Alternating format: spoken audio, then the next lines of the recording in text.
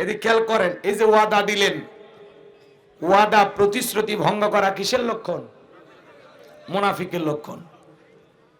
আপনারা আমার সাথে প্রতিশ্রুতি দিয়েছেন যে হুজুর 12:30 পর্যন্ত আমরা থাকবো, আমি এ পর্যন্ত আপনাদেরকে চাই, এরপরে যদি আপনারা এইভাবে বসে থাকেন তাহলে আরো কিছু সময় বাড়াবো যদি আপনারা চান, আর যদি না চান 12:30টায় দোয়া হবে ইনশাআল্লাহ।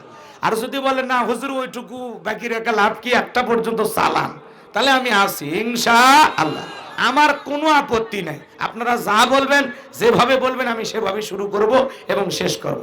আল্লাহ কবুল করেন, জোরে কোন আমিন। আশেপাশে কেউ কথা বললেন, যুবক কথা বললেন না, ময়না এদিক খেয়াল করেন। লিখেছেন যেহেতু তাফসিরুল কোরআন মাহফিল, আলোচনা তাফসির ভিত্তিক হওয়ার দরকার আছে না নাই? জোরে বলেন, দরকার আছে না নাই? তাহলে একটু মনোযোগ দিয়ে কথাগুলো শুনবেন। আমি কথা বলবো পবিত্র কোরআনুল কারীমের 23 নাম্বার সূরা, সূরা নাম্বার 23, বাতিলের হবে সাইজ ইনশাআল্লাহ। একটু জোরে বলেন ইনশাআল্লাহ। ভাই একটু কথা বলে সহযোগিতা করবেন, পারবেন তো ইনশাআল্লাহ? এখন আর টাকা দেয়া লাগবে না, এখন একটু মাঝে মাঝে আমার সাথে একটু সাপোর্ট দিবেন। আপনারা এমন ধাক্কা মারবেন যাতে আমার গতি বাড়ে, পারবেন তো ইনশাআল্লাহ? বিশেষ করে যুবক যারা আছো, নিরাশ হয় না, তোমরাও যুবক আমিও যুবক, দেশের অবস্থা করুন, বক্তার দরকার তরুণ। মুরব্বী হলে সুবহানাল্লাহর বাইরে যাবে না, যুবক হলে তাও 2-1 বার রিস্ক নেবে, কথা কোন ঠিক কিনা? তোমরা একটু সহযোগিতা করো, তোমাদের জন্য স্পেশাল কিছু আলোচনা মাথার মেমোরিতে সেভ করা আছে, সময় মতো ডাউনলোড দিয়ে শোনায়া দিব, পারবা তো ইনশাআল্লাহ? মা বোন যারা বসে আছেন, মা আপনারা একেবারে নিরাশ হবেন না, আপনাদের জন্য আলোচনা হওয়া দরকার, কারণ বারবার আপনারা এই দেশের সরকার, কথা কোন ঠিক কিনা? মা বোনদের জন্য স্পেশাল আলোচনা করার দরকার আছে না নাই?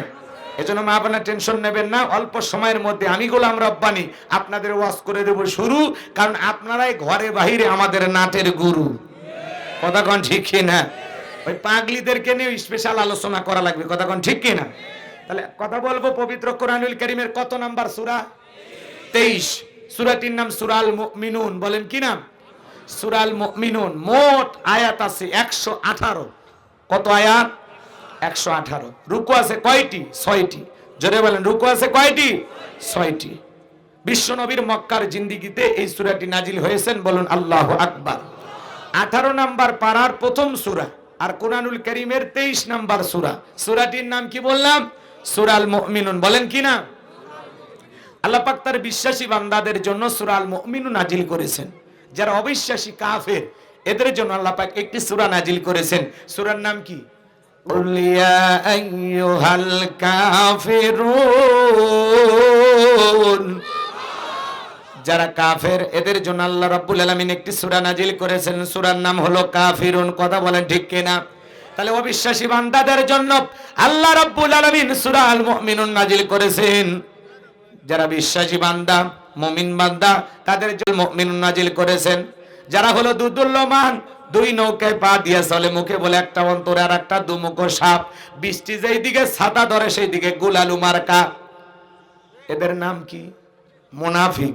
এই মুনাফিকদের জন্য আল্লাহ রাব্বুল আলামিন একটি সূরা নাজিল করেছেন, সূরার নাম হলো মুনাফিকুন। কথা বলেন ঠিক কি না? মুনাফিক চেনা বড় কঠিন, কথা কয় না?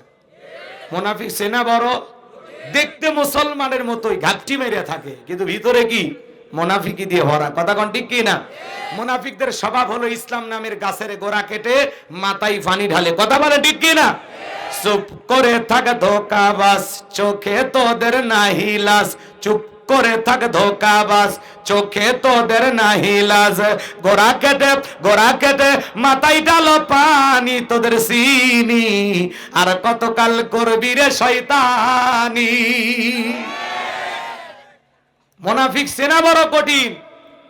মনে রাখবেন, অমুসলিমের দ্বারা ইসলাম যতটা না ক্ষতিগ্রস্ত হয়, নামধারী মুনাফিক মার্কা মুসলমানের দ্বারা ইসলাম সবচেয়ে বেশি ক্ষতিগ্রস্ত হয়, কথা বলে ঠিক না? মুনাফিকেরা নিজের রাস্তা, নিজের পথ ক্লিয়ার করার জন্য রাতের আধারে নিজে মার্ডার করে, হত্যা করে, আবার সকালবেলা লাশের উপরে ফুলের মালা দিয়া শোক প্রকাশ করে বলে বড় ভালো লোক ছিল। ভালো লোক ছিল তো মারলি কেন শয়তান? নিজে এদিকে খেয়াল করেন, মুনাফিকেরা অকাম বদকাম যা করে সব দোষ অন্যের ঘাড়ে চাপায়া দেয়। রাগ করেছেন মনে হয়? মুনাফিকদের কেন আলোচনা করব না, করতে গেলে লম্বা সময় লাগবে বাজান গো আমার। আমি আজকে কাফেরদের কেন আলোচনা করব না, আমি আলোচনা করব আল্লাহর ভিআইপি মুমিন বান্দাদেরকে নিয়ে। বলুন আল্লাহু আকবার। আল্লাহ তাআলার কাছে দোয়া করেন আল্লাহ যেন তার গোলামকে কোরআন এবং সুন্নাহর আলোকে কিছু কথা আপনাদের সামনে উপস্থাপন করার তৌফিক দান করেন। সকলে বলুন আমিন। ভাই, কথা যদি কোরআন থেকে হয় আপনাদের কোনো আপত্তি আছে? বলেন তো, এই কোরআনের মধ্যে কোনো ভেজাল আছে? কোনো মিথ্যা আছে? কোনো ধোঁকা আছে? থাকবে কি করে? কিতাবটি নাজিল করেছেন কে? আল্লাহ রাব্বুল আলামিন বলেন, যালিকাল কিতাবু লা রাইবা ফি। আমার আল্লাহ ডেকে বলেন, এটি এমন একটি কিতাব যেই কিতাবের মধ্যে কোনো সন্দেহ নাই, কোনো সংশয় নাই, কোনো মিথ্যা নাই, কোনো ধোঁকা নাই। There is no doubt. বলুন আল্লাহু আকবার। হুদাল লিল মুত্তাকিন, মুত্তাকি বান্দাদের জন্য গাইডলাইন হিসাবে, পথ প্রদর্শক হিসাবে আসমান থেকে কিতাবটি নাজিল করেছেন কি? সেই কিতাবের আলোচনা শুনলে লাভ না লস? লাভটা কি আমার আল্লাহ জানায় দিলেন। ওয়া ইযা কুরিয়াল কুরআনু ফাসতামিউ লাহু ওয়া আনসিতু লাআল্লাকুম তুরহামুন। সূরা আরাফ আয়াত নাম্বার 204 আমার আল্লাহ রাব্বুল আলামিন জানায় দিলেন, তোমাদের সামনে যখন কোরআন পাঠ করা হয়, কোরআনের আলোচনা করা হয়, চুপ করে কান লাগিয়ে মনোযোগ সহকারে কোরআনের কথাগুলো শ্রবণ করো। যারা কোরআনুল কারীমের কথাগুলো শ্রবণ করবে, আমার আল্লাহ রাব্বুল আলামিন আসমান থেকে তাদের উপরে আল্লাহর রহমত বৃষ্টির মতো নাজিল করবেন। বলুন সুবহানাল্লাহ।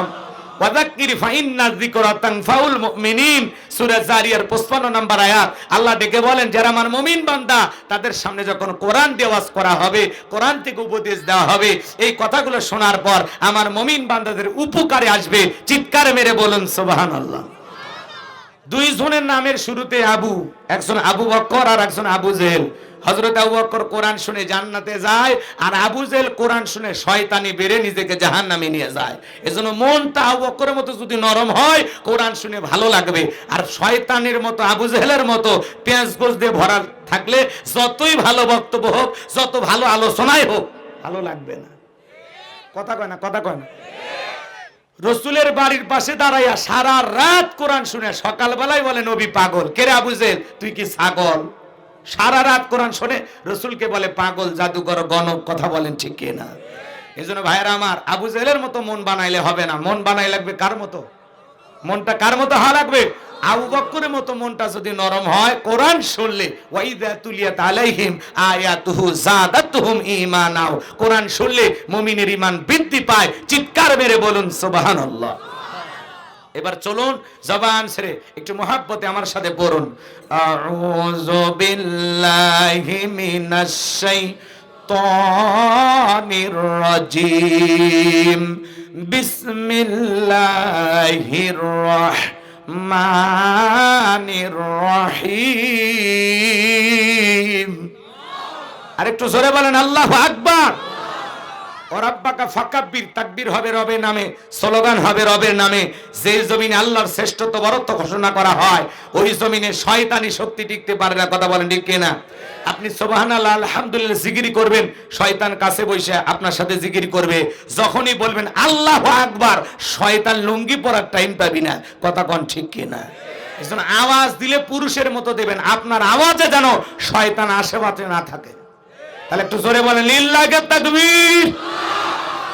সে আওয়াজ দিয়েছেন প্যান্ডেলের ভিতরে আসবি, আর একটু জোরে আওয়াজ দেন অন্তত পীরগাছা বাজার পার হোক।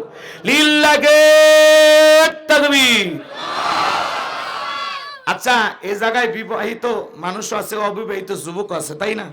যারা বিয়ে করেছেন তারা একবার আল্লাহু আকবার বলবেন, যারা অবিবাহিত তারা একবার আল্লাহু আকবার বলবেন। দেখি তো আমাদের কার শক্তি বেশি। কথা কয় না কে? আচ্ছা, বিয়ে অবিয়ে ফুটবল খেলা হয় না আপনাদের এলাকায়? তো যারা বিয়ে করেছেন, যেহেতু বিয়ে করেছেন মানে জীবনে বরকত শুরু হয়ে গেছে, আপনারা প্রথম স্লোগান দেন, আর পরে কিন্তু যুবকদের চান্স, ওদের কাছে হারলে কিন্তু একটা মান সম্মানের বিষয়। তো যারা বিয়ে করেছেন তারা হাত তোলেন, হাত তোলেন।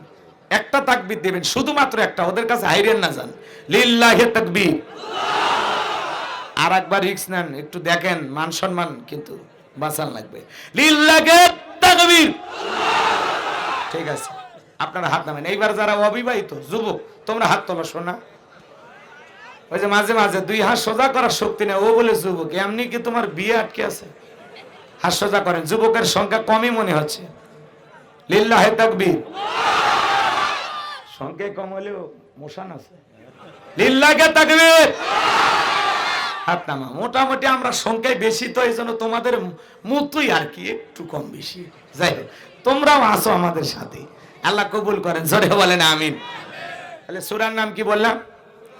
হ্যাঁ, এদিকে খেয়াল করেন। তাহলে বিতাড়িত মুরদাদ শয়তানের কাছ থেকে আল্লাহ পাকের কাছে আশ্রয় প্রার্থনা চেয়ে পরম করুণাময় অসীম দয়ালু আল্লাহ তাআলার নামে শুরু করছি। আমরা যে কোনো কাজ শুরু করব কার নামে?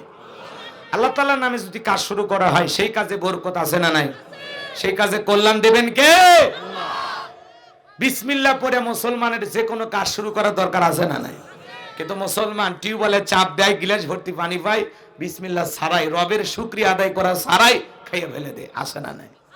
এই পানিটা যদি হিমালয় পর্বত থেকে মুসলমানকে কিনে কিনে ব্যবহার করা লাগতো, এক মাসে সেই পরিমাণে পানি আমরা খরচ করি, এই পানি যদি হিমালয় পর্বত থেকে নিয়ে এসে ব্যবহার করা লাগতো, তাহলে মুসলমান টের পাইতো যে পানি আল্লাহর কত বড় নিয়ামত। কথা বলে ঠিক কিনা? তাহলে বিসমিল্লাহ বলে খাওয়া শুরু করার দরকার আছে না নাই? এই বিসমিল্লাহর পাওয়ার কথা আপনারা জানেন। 2 মিনিট একটা কথা বলে মূল আলোচনায় চলে যাব, কষ্ট হবে আপনাদের। 2 মিনিট এদিকে খেয়াল করেন। আপনাদের এখানে মহিলা প্যান্ডেল আছে না নাই? তো আল্লাহর এক বুজুর্গ গোলাম দ্বীনের দায়ী আলোচনা করতেছিলেন, সুন্দর করে আলোচনা করতেছিলেন। ওই রাস্তাতে একটা হিন্দু মেয়ে হেঁটে যায়। সে চিন্তা করে মুসলমানেরা কি বলে, কৌতূহলে শোনার জন্য অনেক অমুসলিম আসে না ভাই? বলেন আসে কিনা? এই যে আমরা দিনাজপুর বিরলের যখন যাই, অনেক অমুসলিম আসে। তারপরে টাঙ্গাইলের বাসাইলে গেলে অনেক অমুসলিমেরা আসে। ভারতে গেলে তো নারী পুরুষ হিন্দু মুসলমান সব এক জায়গায় কোরআনের কথা শোনে, আলহামদুলিল্লাহ বলে। সম্মানিত ভাইয়েরা আমার, এই হিন্দু মেয়েটা তখন চিন্তা করলো মুসলমানেরা কি এমন আলোচনা করে, একটু শোনার জন্য যাই। এই কথা বলে মেয়েটা মহিলা প্যান্ডেলে বসে গেল। আল্লাহর সেই বান্দা, আল্লাহর সেই বুজুর্গ গোলাম আলোচনা করতেছেন, কুল হুয়াল্লাহু আহাদ, হে নবী আপনি বলুন আল্লাহ এক, আল্লাহ অদ্বিতীয়। মেয়েটা বুঝতে পারলো সৃষ্টিকর্তার নাম আল্লাহ। কিছুটা সময় অতিবাহিত হয়ে যাওয়ার পর আল্লাহর সেই বুজুর্গ গোলাম আলোচনা করতে গিয়ে বলেন, ইন্নাদ দীনা ইনদাল্লাহিল ইসলাম, নিঃসন্দেহে আল্লাহর কাছে শুধুমাত্র কেবলমাত্র একটি ধর্মই মনোনীত, এই ধর্মের নাম কি? ইসলাম আছে যেখানে শান্তি আছে, ইসলাম আছে যেখানে সমাধান আছে। মেয়েটা বুঝতে পারলো সৃষ্টিকর্তার নাম আল্লাহ, শ্রেষ্ঠ ধর্মের নাম ইসলাম। হিন্দু মেয়েটা তখন চিন্তা করে, আমি আর অমুসলিম থেকে বাড়িতে যেতে চাই না, আমি কালেমা পড়ে মুসলমান হয়ে যাব। অনেক অমুসলিমেরা কালেমা পড়ে মুসলমান হয়ে যায়। গত বছর ঝিনাইদহে আমি গুনাহগারের হাতে একজন কালেমা পড়ে মুসলমান হলো। এরপরে গাজীপুরের একজন মানুষ কালেমা পড়ে মুসলমান হয়েছে।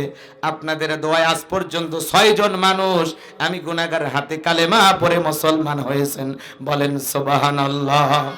হিন্দু মেয়েটা তখন কালেমা পড়ে মুসলমান হয়ে গেল। বাড়িতে যাওয়ার পরে উঠতে বসতে বিসমিল্লাহ পড়ে আল্লাহর জিকির করে। কণ্ঠ দিয়ে আল্লাহর জিকির যখন করতেছে, মা বুঝতে পেরে মেয়েটাকে জিজ্ঞাসা করে বলে, মা তোর জবান দিয়ে কি যেন শুনতে পাইলাম। মেয়েটা ডেকে বলে, মা মুসলমান হয় যারা মিথ্যা কথা বলবে না তারা, ওয়াকুলু কওলান সাদীদা, সঠিক কথা বলো, সত্য কথা বলো। ইমানদার কখনো মিথ্যাবাদী হতে পারে না, মুসলমান হবে সত্যবাদী। কথা বলে ঠিক কিনা? কিন্তু আমাদের সমাজে মিথ্যাবাদী আছে না নাই? মিথ্যা কথা বলে সকালবেলা নাস্তা করে, দুপুরে লাঞ্চ করে, রাতে ডিনার করে, বড় পেটেও মিথ্যা, খালি পেটেও মিথ্যা। মিথ্যা বলতে বলতে চেহারা বেঁকা হয়ে গেছে, এক পা কবরে ঢুকে গেছে, এরপরে মিথ্যা বলা ছাড়ে না। এত মিথ্যা কথা বলে শয়তান পর্যন্ত বলে আমিও এত খারাপ না। মিথ্যাবাদী নাই, একটু শরম নাই, অনার্গল মিথ্যা কথা বলে যায়। আছে? রাগ করতেছেন মনে হয়? নাম ধরার দরকার নাই তো, যা বোঝা বুঝে নেবেন। রাগ করতেছেন? লিল্লাহি তাকবীর। আমার ভাইয়েরা, মেয়েটা ডেকে বলে, মা আমি কয়েকদিন আগে মুসলমানদের ধর্মীয় প্রোগ্রামে গিয়ে আমি কালেমা পড়ে মুসলমান হয়েছি। এই কথা শোনার পরে ডেকে বলে, মেয়ের তোমার নিয়ে আশা ভরসা স্বপ্ন এসব কি শুনছি, তুমি কেন কালেমা পড়ে মুসলমান হয়েছো? এখনো সময় আছে, ইসলাম ধর্ম ত্যাগ করে বাপ দাদা ধর্মে ফিরে আসো। মেয়েটা ডেকে বলে, মা যত কথাই বলো আমার পক্ষে ইসলাম ধর্ম ছাড়া সম্ভব নয়। বলেন আল্লাহু আকবার। রাতে বেলায় যখন স্বামী চলে আসছে ডেকে বলে, স্বামী সর্বনাশ হয়ে গেছে, আমাদের একমাত্র মেয়ে কালেমা পড়ে মুসলমান হয়েছে, তাই নাকি? বলে হ্যাঁ। মেয়েকে ডাক দাও। জিজ্ঞাসা করা হলো, মা এসব কি শুনছি, তুমি নাকি কালেমা পড়ে মুসলমান হয়েছো? মেয়েটা ডেকে বলে, বাবা যা শুনেছেন সত্য, আমি সত্যি কালেমা পড়ে মুসলমান হয়েছি।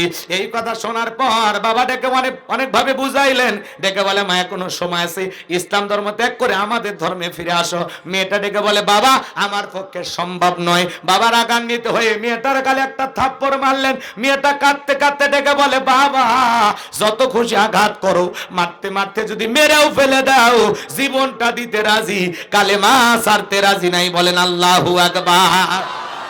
এবার পরের দিন বাদশার দরবারে এই ব্যক্তি চলে গেছে। ওই দেশের নিয়ম হলো বাদশা তার সিলমোহর মারা আংটিটা এই ব্যক্তির হাতে দিয়েছে। ওই দেশের নিয়ম হলো যেই মানুষের কাছে বাদশার সিলমোহর মারা আংটিটা থাকবে, কোনো কারণে ওই আংটিটা যদি হারিয়ে ফেলে দেয়, বাদশার আংটি হারানোর অপরাধে বাদশা তাকে ফাঁসি দিয়ে মারে। এই ব্যক্তির হাতে যখন আংটিটা বাদশা খুলে দিয়েছে, ওই দিন ওই ব্যক্তির পালা। ডেকে বলে, বাদশা আংটি যদি আমি হারিয়ে ফেলে দেই, আপনি তো আমাকে ফাঁসি দিয়ে মারবেন। আমি এমনিতে মানসিক টেনশনে আছি, কি টেনশনে আছি আপনার কাছে বলতে পারবো না। আপনি যদি অনুমতি দেন, এই আংটি হেফাজতের দায়িত্ব আমি না, আমার মেয়ে পালন করবে। বাদশা ডেকে বলে, আমার তাতে কোনো আপত্তি নাই, দেশের আইন সম্পর্কে মেয়েটাকে অবশ্যই অবগত করবেন। এই কথা বলে ওই ব্যক্তি বাড়িতে চলে গেল। মেয়েকে ডাক দিয়ে বলে, আমার এইটা বাদশার সিল মোহর মারা আংটি, তোমার কাছে তুমি হেফাজত করো, খবরদার এই আংটি যেন তোমার কাছ থেকে হারিয়ে না ফেলো। বাদশার সিল মোহর মারা আংটি হারানোর অপরাধে বাদশা তোমাকে ফাঁসি দিয়ে মারবে, আমি বাবা হয়েও কিন্তু তোমাকে বাঁচাতে পারবো না। মেয়েটা বিসমিল্লাহির রহমানির রহিম বইলা জামার পকেটের ভিতরে আংটিটা রেখে দিয়েছে। রাতের বেলা মেয়ে যখন ঘুমের মধ্যে চলে গেছে, বাবা কৌশলে মেয়ের ঘরের ভিতরে প্রবেশ কইরা জামার পকেট থেকে আংটিটা নিয়ে, বাড়ির পাশে নদী ছিল, নদীর ভিতরে ছুঁড়ে মারছে। আর মনে মনে ভাবতেছে, মেয়েরে আগামী কালকে যখন বাদশার সিল মোহর মারা আংটিটা চাইবো, যখন তুমি দিতে পারবা না, বাদশার সিল মোহর মারা আংটি হারানোর অপরাধে বাদশা তোমাকে ফাঁসি দিয়া মারবে। তুমি মুসলমান হয়েছো এ কথা প্রকাশও পেল না, তুমি মুসলমান হয়েছো এ কথা প্রকাশও পেল না, আমার উসুমাতা নিচু হলো না, বংশের মুখে চুনকালি পড়লো না। এই কথা বলে বাবা মনে মনে আনন্দিত হয়ে বাড়ির দিকে রওনা করে। বলেন তো বাবাজিরা, আপনারাই বলেন, আজকে বাবা একটা মেয়ের বিরুদ্ধে কঠিন ষড়যন্ত্র করলেন, কারণ একটাই, বাবা হলো বেঈমান, মেয়েটা হলো মুসলমান। কথা বলেন ঠিক কিনা? ইসলাম মানতে গেলে ঘরের আপন মানুষেরা অনেক সময় বিরুদ্ধে দাঁড়িয়ে যায়। কথা কোন ঠিক কিনা? মুসলিম জাতির পিতা ইব্রাহিম খলিলুল্লাহ যখন তার বাবাকে ডেকে বলে, বাবা যেই দেবতা চোখে দেখে না, কানে শোনে না, না পারে আপনাদের উপকার করতে, না পারে আমাদের উপকার করতে, না পারে নিজেদের কল্যাণ করতে, খামাকা দেবতার পূজা করে লাভ নাই, এক আল্লাহর ইবাদত করো বাবা গো। আমি তার ব্যাপারে সঠিক সত্য সাক্ষ্য দিতেছি। পয়গম্বরের বাবা হযরত ঠাকুর ডেকে বলে, তুমি আমার দেবতার বিরুদ্ধে কথা বলে এত বড় সাহস, তোমার মতো ছেলের জায়গা আমার বাড়িতে হবে না। শুধুমাত্র আল্লাহর পথে দাওয়াত দেওয়ার কারণে ইব্রাহিম খলিলুল্লাহকে তার বাবা বাড়ি থেকে বের করে দিয়েছিলেন। কথা বলেন ঠিক কিনা? তার মানে কি, ইসলাম মানতে গেলে আপন বাবা ও সন্তানের বিরুদ্ধে ষড়যন্ত্র করে। এই বাবা নদীর ভিতরে আংটিটা ছুঁড়ে মেরে মেয়ের বিরুদ্ধে গভীর ষড়যন্ত্র করলেন। মেয়েটাকে ফাঁসানোর জন্য গভীর একটা ষড়যন্ত্রের ফাঁদ পাতলেন। পুরো ঘটনাটাকে আপনারা একটু শুনবেন। কারা কারা শুনবেন হাত তোলেন। লিল্লাহি তাকবীর, লিল্লাহি তাকবীর। সূরার নাম কি বললাম? সূরাল মুমিনুন। একটু জবান ছেড়ে সবাই যারা পারেন আমার সাথে তেলাওয়াত করুন। আমার আল্লাহ বলেন, ক্বাদ আফলাহাল মুমিনুন। আরো জোরে বলেন আল্লাহু আকবার। যে কোনো আয়াত বা সূরার তাফসীর করতে হলে কোন প্রেক্ষাপটে কোন সময় রাসূলের উপরে সে আয়াতটি বা সূরাটি নাজিল হয়েছে, সেই নাজিলের শানে নজুল বলার দরকার আছে না? নাই। যদি শানে নজুল আলোচনা করা হয় তাহলে তাফসীর বুঝতে সহজ হয়। বলুন সুবহানাল্লাহ। তাহলে রাসূলের উপরে আল্লাহ তাআলা কোন সময় কোন প্রেক্ষাপটে সূরা আল মুমিনুন নাজিল করেছিলেন একটু কি বলবো? কষ্ট হবে না আপনাদের? একটু মনোযোগ দিয়ে শোনেন বাজান গো আমার, বিশ্ব নবীর প্রিয় সাহাবী হযরত ওমর ফারুক রাদিয়াল্লাহু তাআলা ডেকে বলেন, আমি মৌমাছির বনবন আওয়াজ শুনলাম, ডানে তাকায় মৌমাছি নাই, বামে তাকায় মৌমাছি নাই। বিশ্ব নবীর চেহারা মোবারকের দিকে তাকায় দেখি নবীজি ফিসফিস করে কি যেন তেলাওয়াত করতেছেন। হযরত ওমর ফারুক ডেকে বলেন, আমার বোঝার বাকি রইল না, আসমান থেকে নবীজির উপরে কোরআনুল কারীম নাজিল হচ্ছে আর বিশ্ব নবী কোরআনুল কারীম রিসিভ করতে ব্যস্ত। বলুন সুবহানাল্লাহ। মৌমাছির বনবন ভনবন আওয়াজ হলে কোরআনুল কারীম নাজিল হয়, দপ্তরি ছুটির ঘন্টায় বাড়ি মারে টন টন আওয়াজ হলে কোরআনুল কারীম নাজিল হয়। বিশ্বনবী যখন ঘোড়ার উপরে থাকতেন ওই সময় যদি কোরআনুল কারীম নাজিল হইতো, ওহির ভারে ঘোড়ার পা গুলো বালুর ভিতরে ডেবে যেত। বলেন আল্লাহু আকবার। নবীজি যখন উটের উপরে থাকতেন ওই সময় যদি কোরআনুল কারীম নাজিল হইতো, ওহির ভারে উটের মাথা জমিনের সঙ্গে লেগে যেত। এক সাহাবী রানের উপরে মাথা রেখে নবীজি আরাম ফরমাচ্ছেন, ওই সময় কোরআনুল কারীম নাজিল হলো। সাহাবী ডেকে বলেন, আমার কাছে মনে হয় আমার রানটা ফেটে যাবে, আমার কাছে মনে হয় আমার রানের উপরে পাহাড় চেপে ধরা হয়েছে। তাহলে কোরআনুল কারীমের একটা আলাদা ওয়েট, আলাদা একটা ওজন আছে না নাই? জীবনের প্রথম ওহী রিসিভ করতে গিয়ে বিশ্বনবীর শরীর মোবারকে জ্বর পর্যন্ত এসেছিল। ইমদাদিয়া লাইব্রেরি ছাপাইয়া ছাপাইয়া 150-200 টাকার বিনিময়ে মুসলমানের ঘরে ঘরে কোরআন পৌঁছায় দিয়েছে। এই কোরআনের শান কত, মর্যাদা কত, আজও কপাল পোড়া মুসলমান অনেকেই বুঝলাম না। কথা বলেন ঠিক কিনা? দীর্ঘ 23টি বছরে নবীজির উপরে কোরআনুল কারীম নাজিল হয়েছে। এই কোরআনের প্রচার প্রসার করতে গিয়ে আমার নবী কত কষ্ট পাইলেন। আর মুসলমানের ঘরে ঘরে কোরআন, এমন মুসলমান 40-50 বছর বয়স হয়ে গেছে জীবনে কোনোদিন আল্লাহর কোরআনটা খুলেও দেখে নাই। এরকম কপাল পোড়া মুসলমান আছে না? না। আল্লাহ যে কি মেসেজ লিখেছেন, কি চিঠি পাঠাইছেন, কি লিখেছেন পড়লামও না, বুঝলামও না। আছে না নাই? না এলাকায় মানে সবাই কোরআন পড়তে পারে না, কি কর? হ্যাঁ, রাগ করতেছে? ভালো করে বোঝার চেষ্টা করবেন বাজান গো আমার। বোঝেন নাই? এদেশের এমন নেতা আছে, ওই যে সাকিব আল হাসান, নাম শুনছেন না? বিসমিল্লাহির রহিম।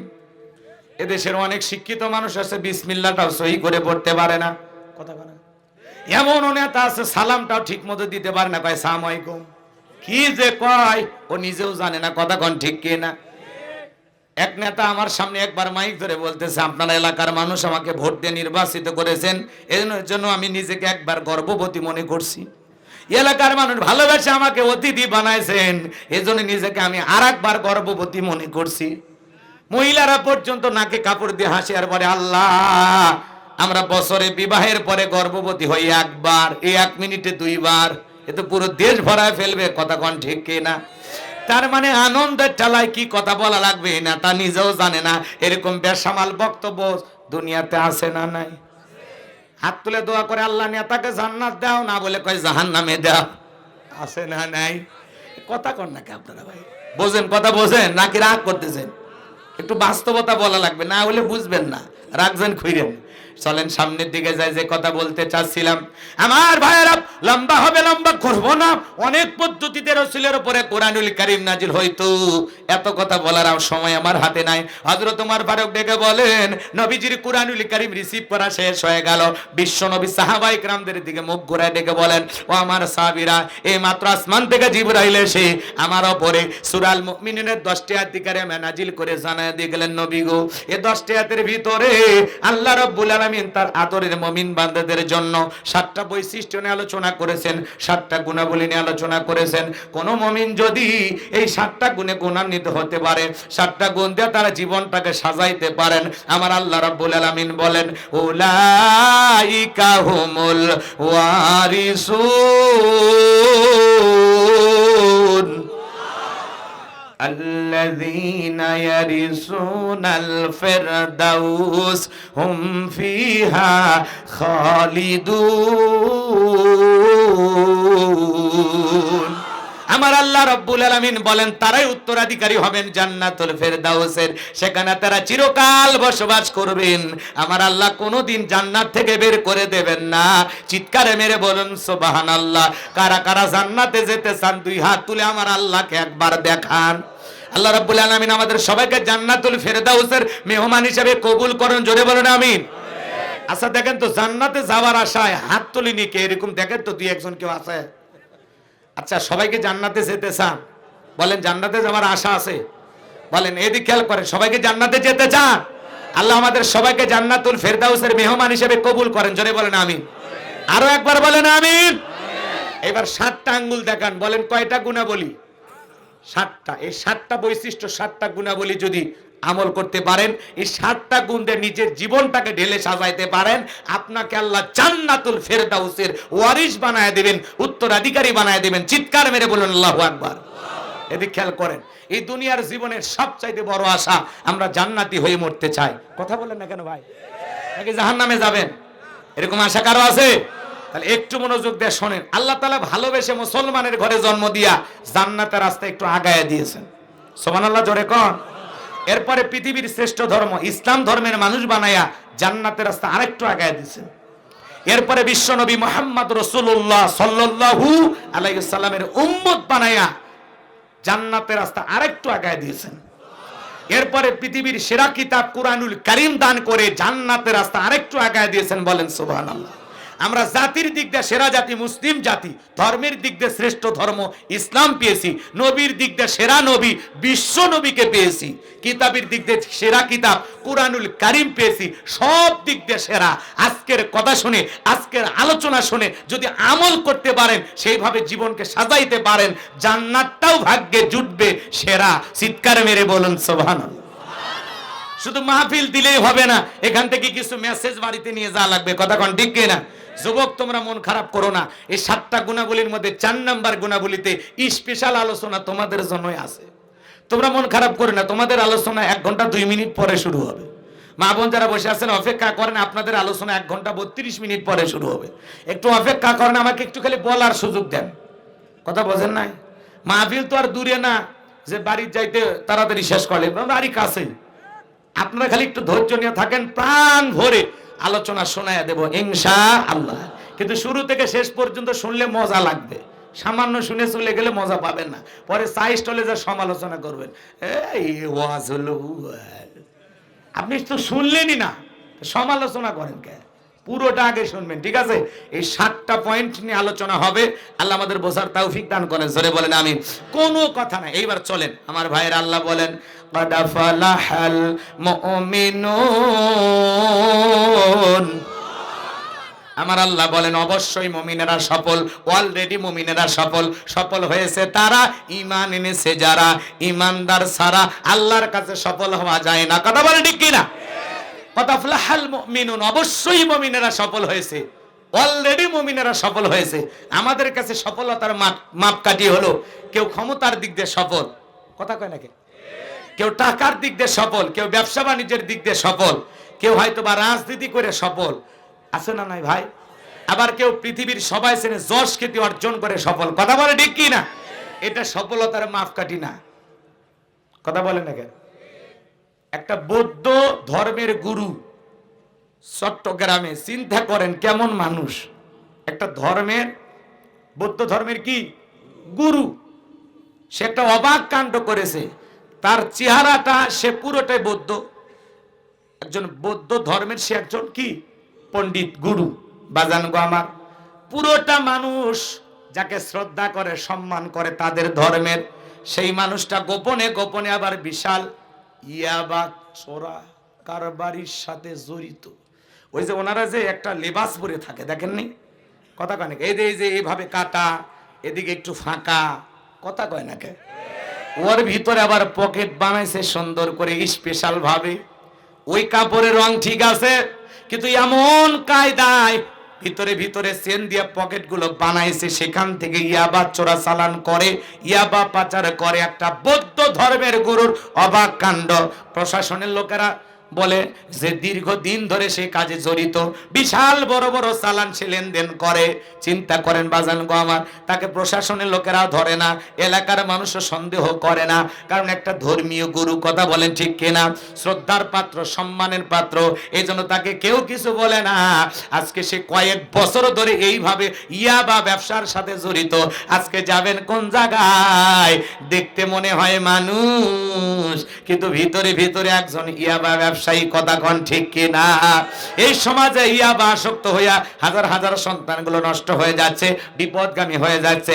একটা বৌদ্ধ ধর্মের ধর্মীয় গুরু সে যদি ইয়াবা ব্যবসা করে, আর যাই হোক বলেন তো বাজান, তাদের মাধ্যমে কি সমাজের মানুষ কখনো আলোকিত হবে? সমাজের কোনো ভালো হবে? কথা কয় না কেন? যাদের ধর্মে একটা জীব হত্যাও মহাপাপ, তাদের কাছে বলে জীব হত্যা করা যাবে না। এখন তারা গোপনে গোপনে মানুষকে ধ্বংসের দিকে ঠেলে দেওয়ার জন্য ইয়াবা ব্যবসা করতেছে, কথা কোন ঠিক কিনা? আবার শুনলাম অনলাইনে জুয়া খেলা, বাজি খেলা 20 লক্ষ টাকা পর্যন্ত ধরা খাইছে এই ব্যক্তি, কথা কোন ঠিক কিনা? চিন্তা করেন বাজান গো আমার, যাকে মানুষ শ্রদ্ধা করে, ধর্মের দিক দিয়ে যাকে সম্মান করে, সেই ধর্মের গুরু যদি এইরকম ধরনের ইয়াবা ব্যবসায়ী হয়, তাহলে সমাজের অবস্থা ভালো না খারাপ? এদের বিচার হওয়ার দরকার আছে না নাই? জোরে বলেন, দরকার আছে না নাই? বৌদ্ধ ধর্মকে ব্যবহার করে যারা ইয়াবা ব্যবসা করে, এদের দৃষ্টান্তমূলক শাস্তির দাবি আমরা জানাচ্ছি। এদের কারণে যুব সমাজ নষ্ট হয়ে যাচ্ছে, কথা বলেন ঠিক কিনা? আমার ভাইরা, আমি যে কথা বলতে চাচ্ছিলাম, আমার আল্লাহ ডেকে বলেন কথা ফুলহাল মুমিনুন, অবশ্যই মুমিনেরা সফল, অলরেডি মুমিনেরা সফল হয়েছে তারা, ঈমান এনেছে যারা। আমরা মনে করি ক্ষমতা থাকলে সফল, টাকা থাকলে সফল না। পৃথিবীর সবচাইতে বড় নেতা আমেরিকার প্রেসিডেন্ট, নাম হলো জো বাইডেন। জোরে বলেন কি না? আমেরিকার প্রেসিডেন্ট নাম হলো জো বাইডেন। আপনাদের এলাকায় একটা বাজার আছে, বীরগাছা বাজার, এখানে আল্লাহর একজন বান্দা তরি তরকারি বিক্রি করে, সবজি বিক্রেতা। আজান দেওয়ার পরে মসজিদে গিয়ে যদি সিজদা দেয় আল্লাহ তাআলাকে, বলেন তো বাজান, পৃথিবীর বড় নেতা আমেরিকার প্রেসিডেন্ট চাইতে এই সবজি বিক্রেতা ইমানদারের দাম আল্লাহর কাছে কম না বেশি? আরো জোরে বলেন, কম না বেশি? তার মানে কি বুঝলেন? ঈমান আছে যার, আল্লাহর কাছে দাম আছে তার। ঈমান নাই, আল্লাহর কাছে দাম নাই, কথা বলেন ঠিক কিনা? জো বাইডেন যত বড় আমেরিকার প্রেসিডেন্ট হোক না কেন, আল্লাহর কাছে ওর কোনো দাম আছে? জোরে বলেন, দাম আছে? এই যে রাশিয়ার প্রেসিডেন্ট পুতিন বলেন, আর কাটিং মারামাল উত্তর কোরিয়ার প্রেসিডেন্ট কিং জং বলেন, আর ভারতের দাদা বলেন, এরা যত বড় ক্ষমতা ধরক না কেন, বাংলাদেশের একজন রিক্সা চালক, ভ্যান চালক, কৃষিক্ষেত্রে কাজ করে, এই লোকটা যদি ইমানদার হয়, আজান দেওয়ার পরে আল্লাহ রাব্বুল আলামিনকে সিজদা দিতে গিয়ে মাথাটা নত করে, বলেন তো বাজান, ওই বড় বড় লিডারদের চাইতে এই ইমানদার রিক্সা চালক, ভ্যান চালকের দাম আল্লাহর কাছে কম না বেশি? সহজ কথায় বুঝে নেন, ঈমান আছে যার, আল্লাহর কাছে দাম আছে তার। ঈমান নাই, ওদের ক্ষমতা থাক, পাওয়ার থাক, টাকা থাক, আল্লাহর দেখার টাইম নাই। মরণের পরে ওই বেঈমানগুলোকে পিটায়া আল্লাহ সবগুলোকে জাহান্নামে ফেলে দেবে, কথা বলেন ঠিক কিনা? ওদের ক্ষমতার মাতবাড়ি, টাকার অহংকার দুনিয়াতে চলবে, পরকালে ওদের কোনো অহংকার চলবে না। সবগুলোকে পিটায়া আল্লাহ জাহান্নামে ফেলে দেবে, কথা বলেন ঠিক কিনা? কিন্তু ইমানদাররা দুনিয়াতেও সফল, আখিরাতেও সফল, বলেন আল্লাহু আকবার। এজন্য আল্লাহ তাআলা বলেন কদ আফলাহাল মুমিনুন, অবশ্যই মুমিনেরা সফল। ঈমান এনেছে যারা, যার ঈমান আছে, আল্লাহর কাছে তার দাম আছে। এই জীবনে যদি আল্লাহর কাছে দামি হতে পারি, আর কিছু চাই? জোরে বলেন বাজান, আর কিছু চাই? তাহলে আমি বলবো সফল হয়েছে কারা? আপনারা বলবেন ঈমান এনেছে যারা। বলতে পারবেন না? বলেন সফল হয়েছে কারা? আরেকটু জোরে বলেন, সফল হয়েছে কারা? ঈমান এনেছে যারা। আমরা ঈমানদার নাকি বলেন? সন্দেহ আছে? এইবার চলেন এদিকে খেয়াল করেন। একটা মুসলিম জোহরের নামাজের পূর্বে ঈমান গ্রহণ করলো, ওই ব্যক্তির উপরে জোহরের নামাজ পড়া কি ফরজ? একটু জোরে বলেন কি? আসরের নামাজের পূর্বে একটা অমুসলিম যদি কালেমা পড়ে মুসলমান হয়, ওই ব্যক্তির উপরে আসরের নামাজ পড়া কি ফরজ? ভালো করে বুঝবেন, একটু গভীর মনোযোগ দিয়ে শুনবেন। জোহরের নামাজের পূর্বে একজন অমুসলিম ঈমান গ্রহণ করলে তার উপরে জোহরের নামাজ পড়া কি ফরজ। তার মানে কি? মুমিন জীবনের সবচাইতে গুরুত্বপূর্ণ ইবাদতের নাম হলো সালাত। বলেন আল্লাহু আকবার। এই মসজিদটা কেন বানাইছেন? কি করার জন্য? সালাত আদায় করার জন্য না? কথা কয় না। খালি মসজিদের উন্নয়ন কল্পে মাহফিল দিলে হবে না, ঈমানের উন্নতি কল্পে আলোচনা হওয়া দরকার, আছে না নাই? একটু মনোযোগ দিয়ে শুনবেন বাজান গো আমার, গভীর মনোযোগ দিয়ে গুনাহগারে কথাগুলো শুনবেন। আমি যে কথা বলতে চাচ্ছিলাম, মুমিন জীবনের সবচেয়ে গুরুত্বপূর্ণ ইবাদতের নাম হলো সালাত। আমার আল্লাহ রাব্বুল আলামিন যখন মুমিন বান্দারা 7টা গুণাবলী নিয়ে আলোচনা শুরু করলেন, আমার আল্লাহ 1 নাম্বার সালাত দিয়ে শুরু করলেন। এবার যুবকেরা শুরু হয়ে গেল 1 নাম্বার, আল্লাযীনা হুম ফি সালাতিহিম খাশিউন। মুমিন বান্দার 1 নাম্বার গুণাবলী, যারা নিজেদের সালাত বিনয়ের সহিত নম্রতার সহিত খুশু খুশু ভাব নিয়ে আল্লাহর ভয় নিয়ে আদায় করে। আপনি আমি যখন সালাত আদায় করব, অন্তরে ভয় থাকতে হবে কার? ইয়া আইয়ুহাল্লাযীনা আমানুত্তাকুল্লাহ, হে ঈমানদারগণ আমি আল্লাহকে ভয় করো। হাক্কা তুকাতিহি, ভয় করার মতো ভয় করো। কিভাবে সালাত আদায় করব? গভীর মনোযোগ দিয়ে শুনেন। আল্লাযীনা হুম ফি সালাতিহিম খাশিউন, যারা নিজেদের সালাত বিনয়ের সহিত নম্রতার সহিত খুশু খুশু ভাব নিয়ে আল্লাহর ভয় নিয়ে আদায় করে। তাফসীর ইবনে কাসির থেকে বলছি বাজান গো আমার, তাফসীরি কারকেরা বলেছেন আপনি আমি যখন সালাত আদায় করব, অন্তরের ভিতরে সুচিন্তা দুশ্চিন্তা, বিবির কথা, সংসারের কথা, ব্যবসা বাণিজ্যের কথা, দুনিয়াবি কোনো চিন্তা ভাবনা মনের মধ্যে রাখা যাবে না। টেনশন মুক্ত হৃদয় নিয়া আল্লাহ রাব্বুল আলামিনের ভয় নিয়া মসজিদে ঢুকে সালাত আদায় করার দরকার আছে না নাই? এ ভাই, আপনারা যে ওটা বাসা করছে 12:30 বাজে গেছে নাকি? কন নিজের ওয়াদাটা ঠিক রাখেন। মাজার সোজা করে কই যান, নামাজের ওয়াজ শুনে উঠে যান, তার মানে কি এই ওয়াজ আপনার জীবনের কি মূল্য নাই নাকি? বলেন, একজন মুসলমান নামাজের ওয়াজ শুনে যদি উঠে যায়, এর চাইতে দুঃখ আর কিছু আছে? বলেন, এর চাইতে দুঃখ আর কিছু আছে? নামাজ আপনার জীবনে কি ছোটখাটো বিষয় না গুরুত্বপূর্ণ বিষয়? কম গুরুত্ব না সবচেয়ে বেশি গুরুত্বপূর্ণ? তো আপনি কি শুরু করছেন? মজা দেখতে আসেন মাহফিলে? নিজের ওয়াদাটা ঠিক রাখেন। 12:30টার মধ্যেই দেখেন, যদি ভালো না লাগে দোয়া করে দেব, আগেই বলছি। নিজের ওয়াদাটা ঠিক রাখেন। গভীর মনোযোগ দিয়ে শুনবেন বাজান গো আমার। আল্লাযীনা হুম ফি সালাতিহিম খাশিউন, যারা নিজেদের সালাত বিনয়ের সহিত নম্রতার সহিত আল্লাহর ভয় নিয়ে আদায় করে। বলেন তো বাজান, আপনি আমি সালাত আদায় করব, অন্তরে ভয় থাকতে হবে কার? দুনিয়াবি কোনো চিন্তা ভাবনা মনের মধ্যে রাখা যাবে না। সব চিন্তা ভাবনা মসজিদের বাইরে রেখে টেনশন মুক্ত হৃদয় নিয়ে আল্লাহ রাব্বুল আলামিনকে সিজদা দেওয়ার জন্য মসজিদে প্রবেশ করার দরকার আছে না নাই? কিভাবে সালাত আদায় করবেন? বিশ্বনবী কিভাবে আদায় করেছিলেন? আম্মা জান আয়েশা ডেকে বলেন, নবীজি নামাজের ভিতরে এত লম্বা সময় দাঁড়িয়ে থাকতেন, মাঝে মাঝে তাকায় দেখতাম বিশ্বনবীর পা মোবারক ফুলে উঠেছে। আম্মা জান আয়েশা আরো ডেকে বলেন, নবীজি এত লম্বা সময় ধরে রুকু করতেন, সিজদা করতেন, মাঝে মাঝে মনে হয় নবীজি আর কোনোদিন সিজদা থেকে মাথা উঠাবেন না। আম্মা জান আয়েশা আরো ডেকে বলেন, একদিন থেকে নবীজি আমার সিজদা দিয়ে এত কান্না করতেছেন, কাঁদতে কাঁদতে সিজদার জায়গাটা ভিজে গেছে। নবীজি যখন সিজদা থেকে মাথা উঠাইলেন, আম্মা জান আয়েশা ডেকে বলেন, নবী গো এত কান্না কেন করেছেন, কি হয়েছে আপনার? বিশ্ব নবী ডেকে বলে, আয়েশা আমি তো আমার জন্য কাঁদি না, আমি কাঁদি আমার গুনাহগার উম্মতের জন্য। আমি আল্লাহর কাছে কেঁদে কেঁদে বলি, আল্লাহ আমার গুনাহগার উম্মতের গুনাহগুলো মাফ করে দাও, আমার গুনাহগার উম্মতগুলোকে মাফ করে দাও, আমার গুনাহগার উম্মতকে ওই কঠিন জাহান্নামের আগুন থেকে মুক্তি দাও। জোরে বলেন আমিন। নবী যদি সিজদা দিয়া আপনার আমার গুনাহ মাফের জন্য আল্লাহর কাছে দোয়া করেন, তাহলে আমরা হলাম মূল ভিকটিম, মূল অপরাধী। তাহলে আমাদের নিজেদের অপরাধের কারণে সিজদা দিয়ে আল্লাহর কাছে কান্না করার দরকার আছে না নাই? 5 ওয়াক্ত সালাত, এটা তো ডিউটি, এটা তো পড়াই লাগবে, এটা তো বাধ্যতামূলক, রবের ওয়াদার কথা। বলেন ঠিক কিনা?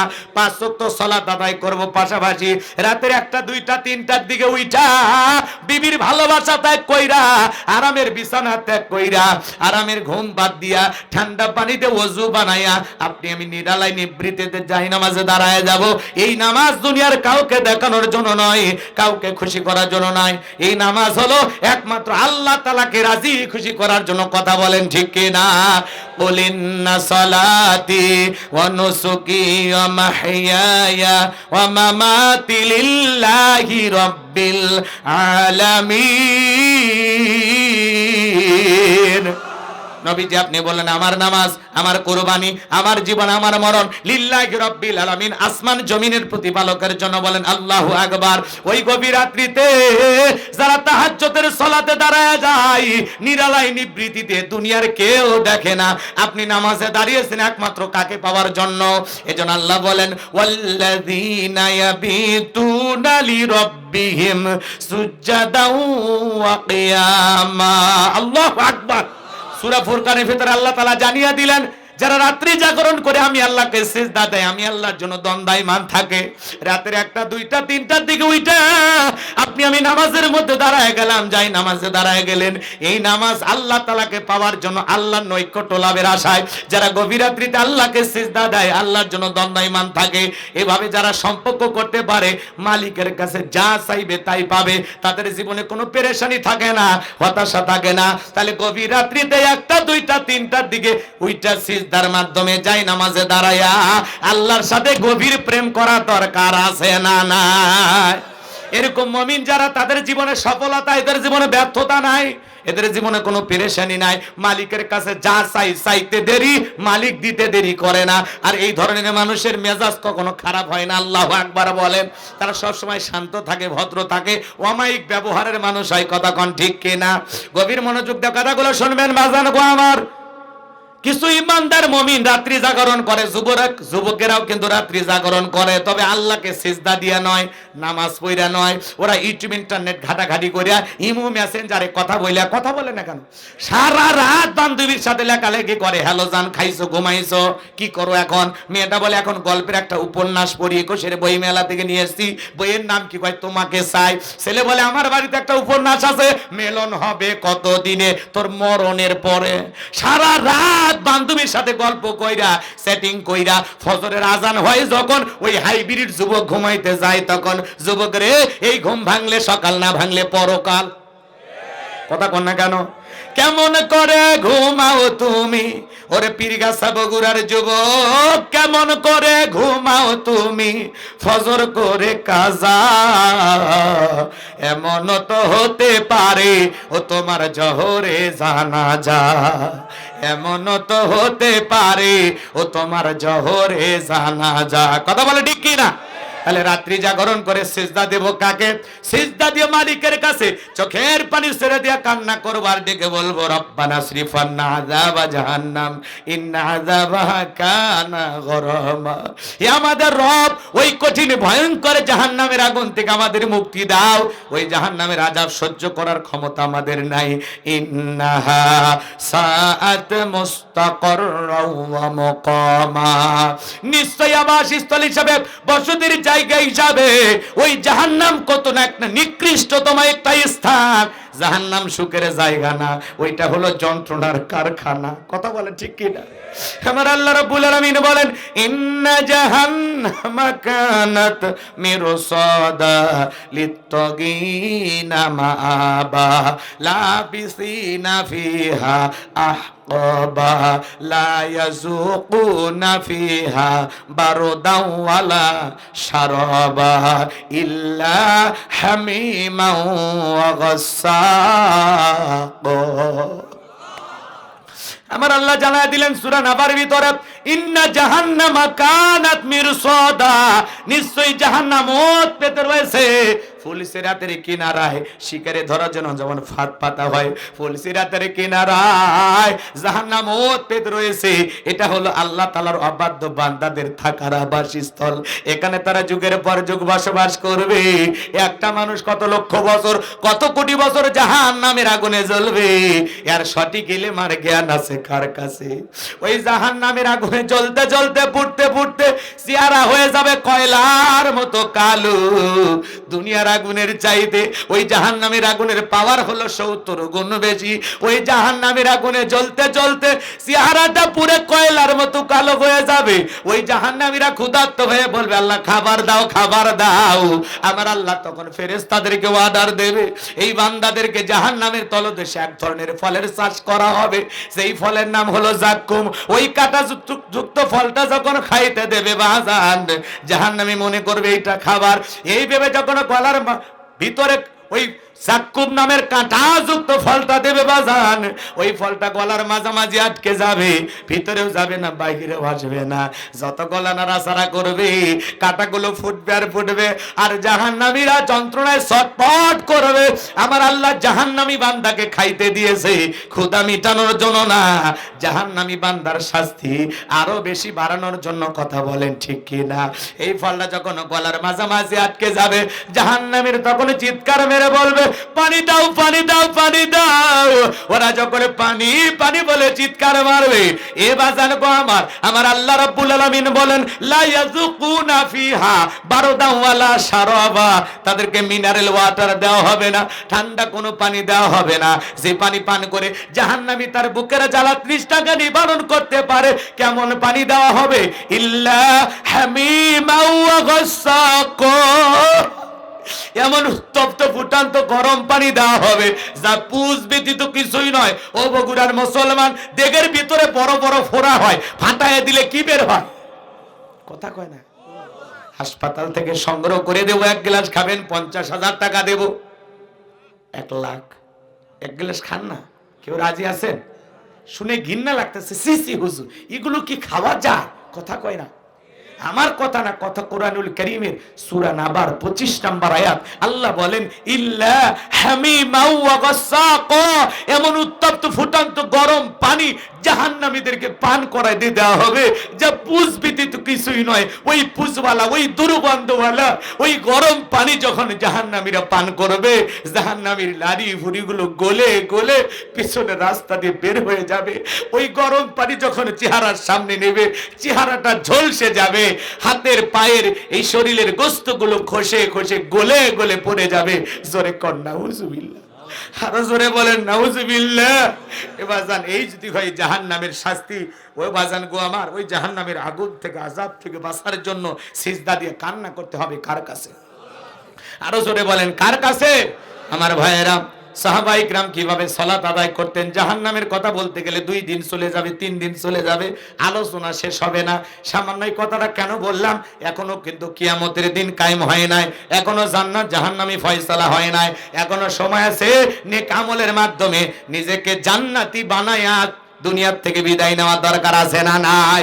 ওই জাহান্নামের আযাব আগুন সহ্য করার ক্ষমতা আমাদের নাই। এখানে কি এমন বান্দা আছে সিজদা দিয়া 2 রাকাত নামাজ পড়ে, সিজদা দিয়া 2-3 ঘন্টা আল্লাহর কাছে জাহান্নাম থেকে বাঁচার জন্য কেঁদেছিলেন? পাওয়া যাবে? 2 ঘন্টা কেঁদেছিলেন সিজদা দিয়ে একদিন, এত কান্না ওই জাহান্নামের আগুনের ভয়ঙ্কর ভয়াবহতা থেকে বাঁচার জন্য, ওই জাহান্নামের লেলিহান শিখা থেকে বাঁচার জন্য কে কেঁদেছেন? একটু হাত তোলেন তো। তার মানে কি জীবনে এরকম একটা সিজদা দেইনি যে সিজদা দিয়ে আমরা আমাদের রবের কাছে 2 ঘন্টা ধরে কেঁদেছি? তাহলে কি নিয়ে রওনা করেছি ভাই? একটু পরিবর্তন হওয়া দরকার আছে না নাই? এখনো সময় আছে। নিজেদের গুনাহ মাফের আশায় রবের কাছে প্রার্থনা করতে হবে, আসামির মতো স্যালেন্ডার করতে হবে। যা যা করেছি অপরাধ সব স্বীকার করব, যে আল্লাহ আমার চাইতে পাপী, আমার চাইতে বড় গুনাহগার এই জমিন আর কেউ নাই, তুমি আমার মাফ করে দাও। তুমি সাত্তার আমার দোষগুলো গোপন রেখেছো, গোপন রেখে আমারে মাফ করে দাও। কথা কোন ঠিক কিনা? আর ওয়াদা দিলাম আল্লাহ জীবনে কোনোদিন এই পাপগুলো, এই গুনাহগুলো যা যা করেছে আর করব না। খালি তওবা করে আবার যে পরের দিন সকালবেলা করবেন এটা করা যাবে না। কিন্তু সিদ্ধান্ত নিয়ে বাকিটা জীবন ওইভাবে চলতে হবে। কথাকে বোঝা যায়? যাই হোক, তওবা নিয়ে আলোচনা করলেও 2 ঘন্টা চলে যাবে, ওইদিকে যাব না। ইন্নাল হামদালিল্লাহিল আকরামিল্লাযী খালাকাল ইনসানা ওয়া কাররামা ওয়া আল্লামাহু মিনাল বায়ানি মা লাম ইয়ালাম ফাসুবহানাল্লাযী লা ইহসা ইমতিনানুহু বিল লিসানি ওয়ালা বিল কলাম নাশহাদু আল্লা ইলাহা ইল্লাল্লাহু ওয়াহদাহু লা শারীকা লাহু ওয়া নাশহাদু আন্না সাইয়্যিদানা ওয়া সানাদানা ওয়া হাবিবানা ওয়া মাওলানা মুহাম্মাদান আবদুহু ওয়া রাসূলুহু আল্লাযী আরসালাহু বিল হাক্কি বাশীরান ওয়া নাযীরা وداعيا إلى الله بإذنه وسراجا وقمرا منيرا فقد قال الله تعالى في كلامه المجيد وفي فرقانه الحميد সকলে জবান সেরে মুহাব্বতে আওয়াজ দিয়ে পড়ুন আউযু বিল্লাহি মিনাশ শাইতানির রাজীম বিসমিল্লাহির রাহমানির রহিম আফলাহাল মুমিনুন الذين هم في صلاتهم خاشعون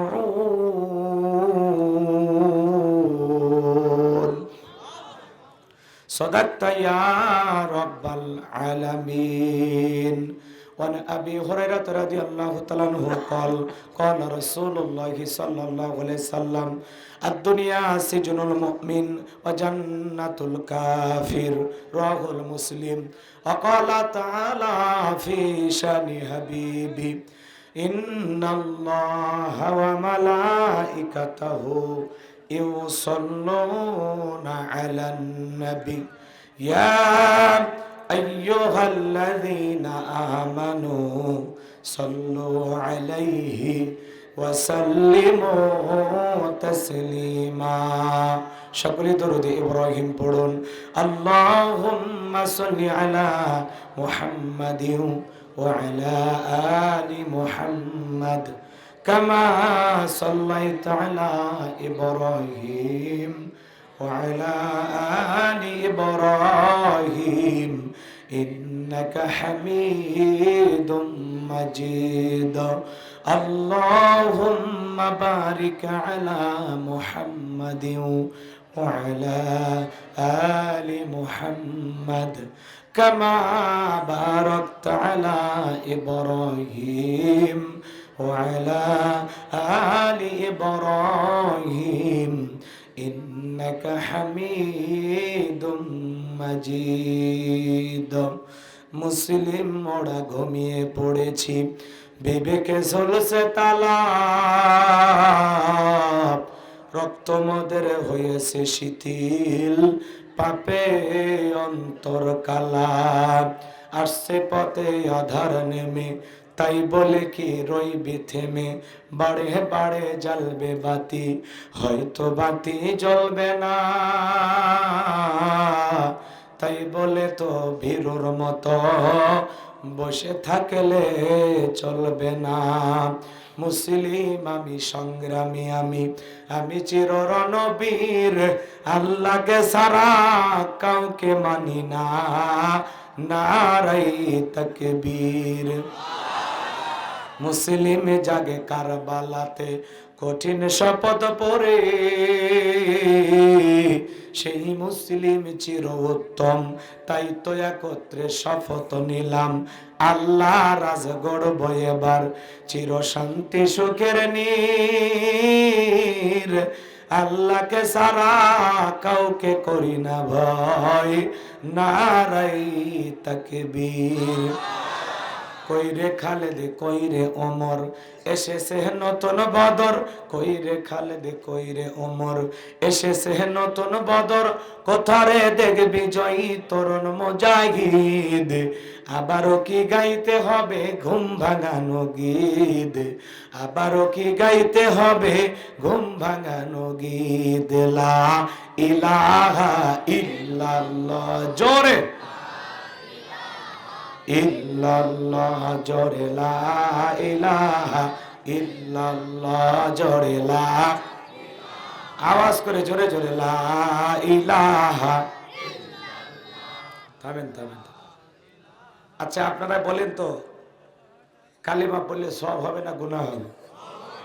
যদি পড়ি লাভ কি আমাদের আছে না নাই? যেভাবে কালিমা পড়ার আওয়াজ দিচ্ছেন তাতে মনে হয় না পড়াই ভালো। অনেক কষ্ট হচ্ছে আপনাদের, ক্লান্ত শরীর, নাকি বলেন? নাকি এলাকায় কালেমা বলে মামলা হয়, জেলে দেয়, রিমান্ডে নেয়? মুসলমান কালেমার জন্য জীবন দিতে রাজি, কালেমা ছাড়তে। মুসলমান কা পুরুষের জাত নয়, মুসলমান বীরের জাত, কথা বলেন ঠিক কিনা? বাঁচতে হলে মাথা উঁচু করে বাঁচবো, বাতিলের কাছে মাথা নত করার সুযোগ নাই, কথা বলেন ঠিক কিনা? এজন্য আওয়াজ দিলে একটু পুরুষের মতো আওয়াজ দিয়ে কালেমা পড়েন, লা ইলাহা ইল্লাল্লাহ জোরে, ইল্লাল্লাহ জোরে, লা জোরে, লা ইলাহা।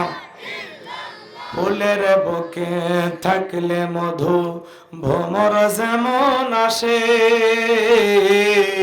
কোরআনের জ্ঞান থাকলে বুকে সবাই ভালোবাসে। লা ইলাহা ইল্লাল্লাহ, জোরে লা ইলাহা ইল্লাল্লাহ, জোরে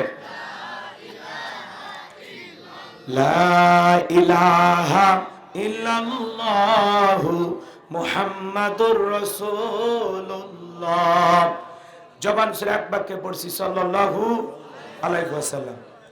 বাংলাদেশের ঐতিহ্যবাহী বগুড়া জেলার সদর থানার অন্তর্গত নন্দীপাড়া কেন্দ্রীয় জামে মসজিদের উদ্যোগে আজকের এই বিরাট তাফসীরুল কোরআন মাহফিলের সম্মানিত সুযোগ্য অনারেবল প্রেসিডেন্ট, জাতির শ্রেষ্ঠ সন্তান জনাব বীর মুক্তিযোদ্ধা আলহাজ আব্দুল মুত্তালিব সাহেব, আল্লাহ পাক তার গোলামকে হায়াতে তৈয়বা সিহতে কুল্লিয়া দান করুন, সকলে বলেন আমিন।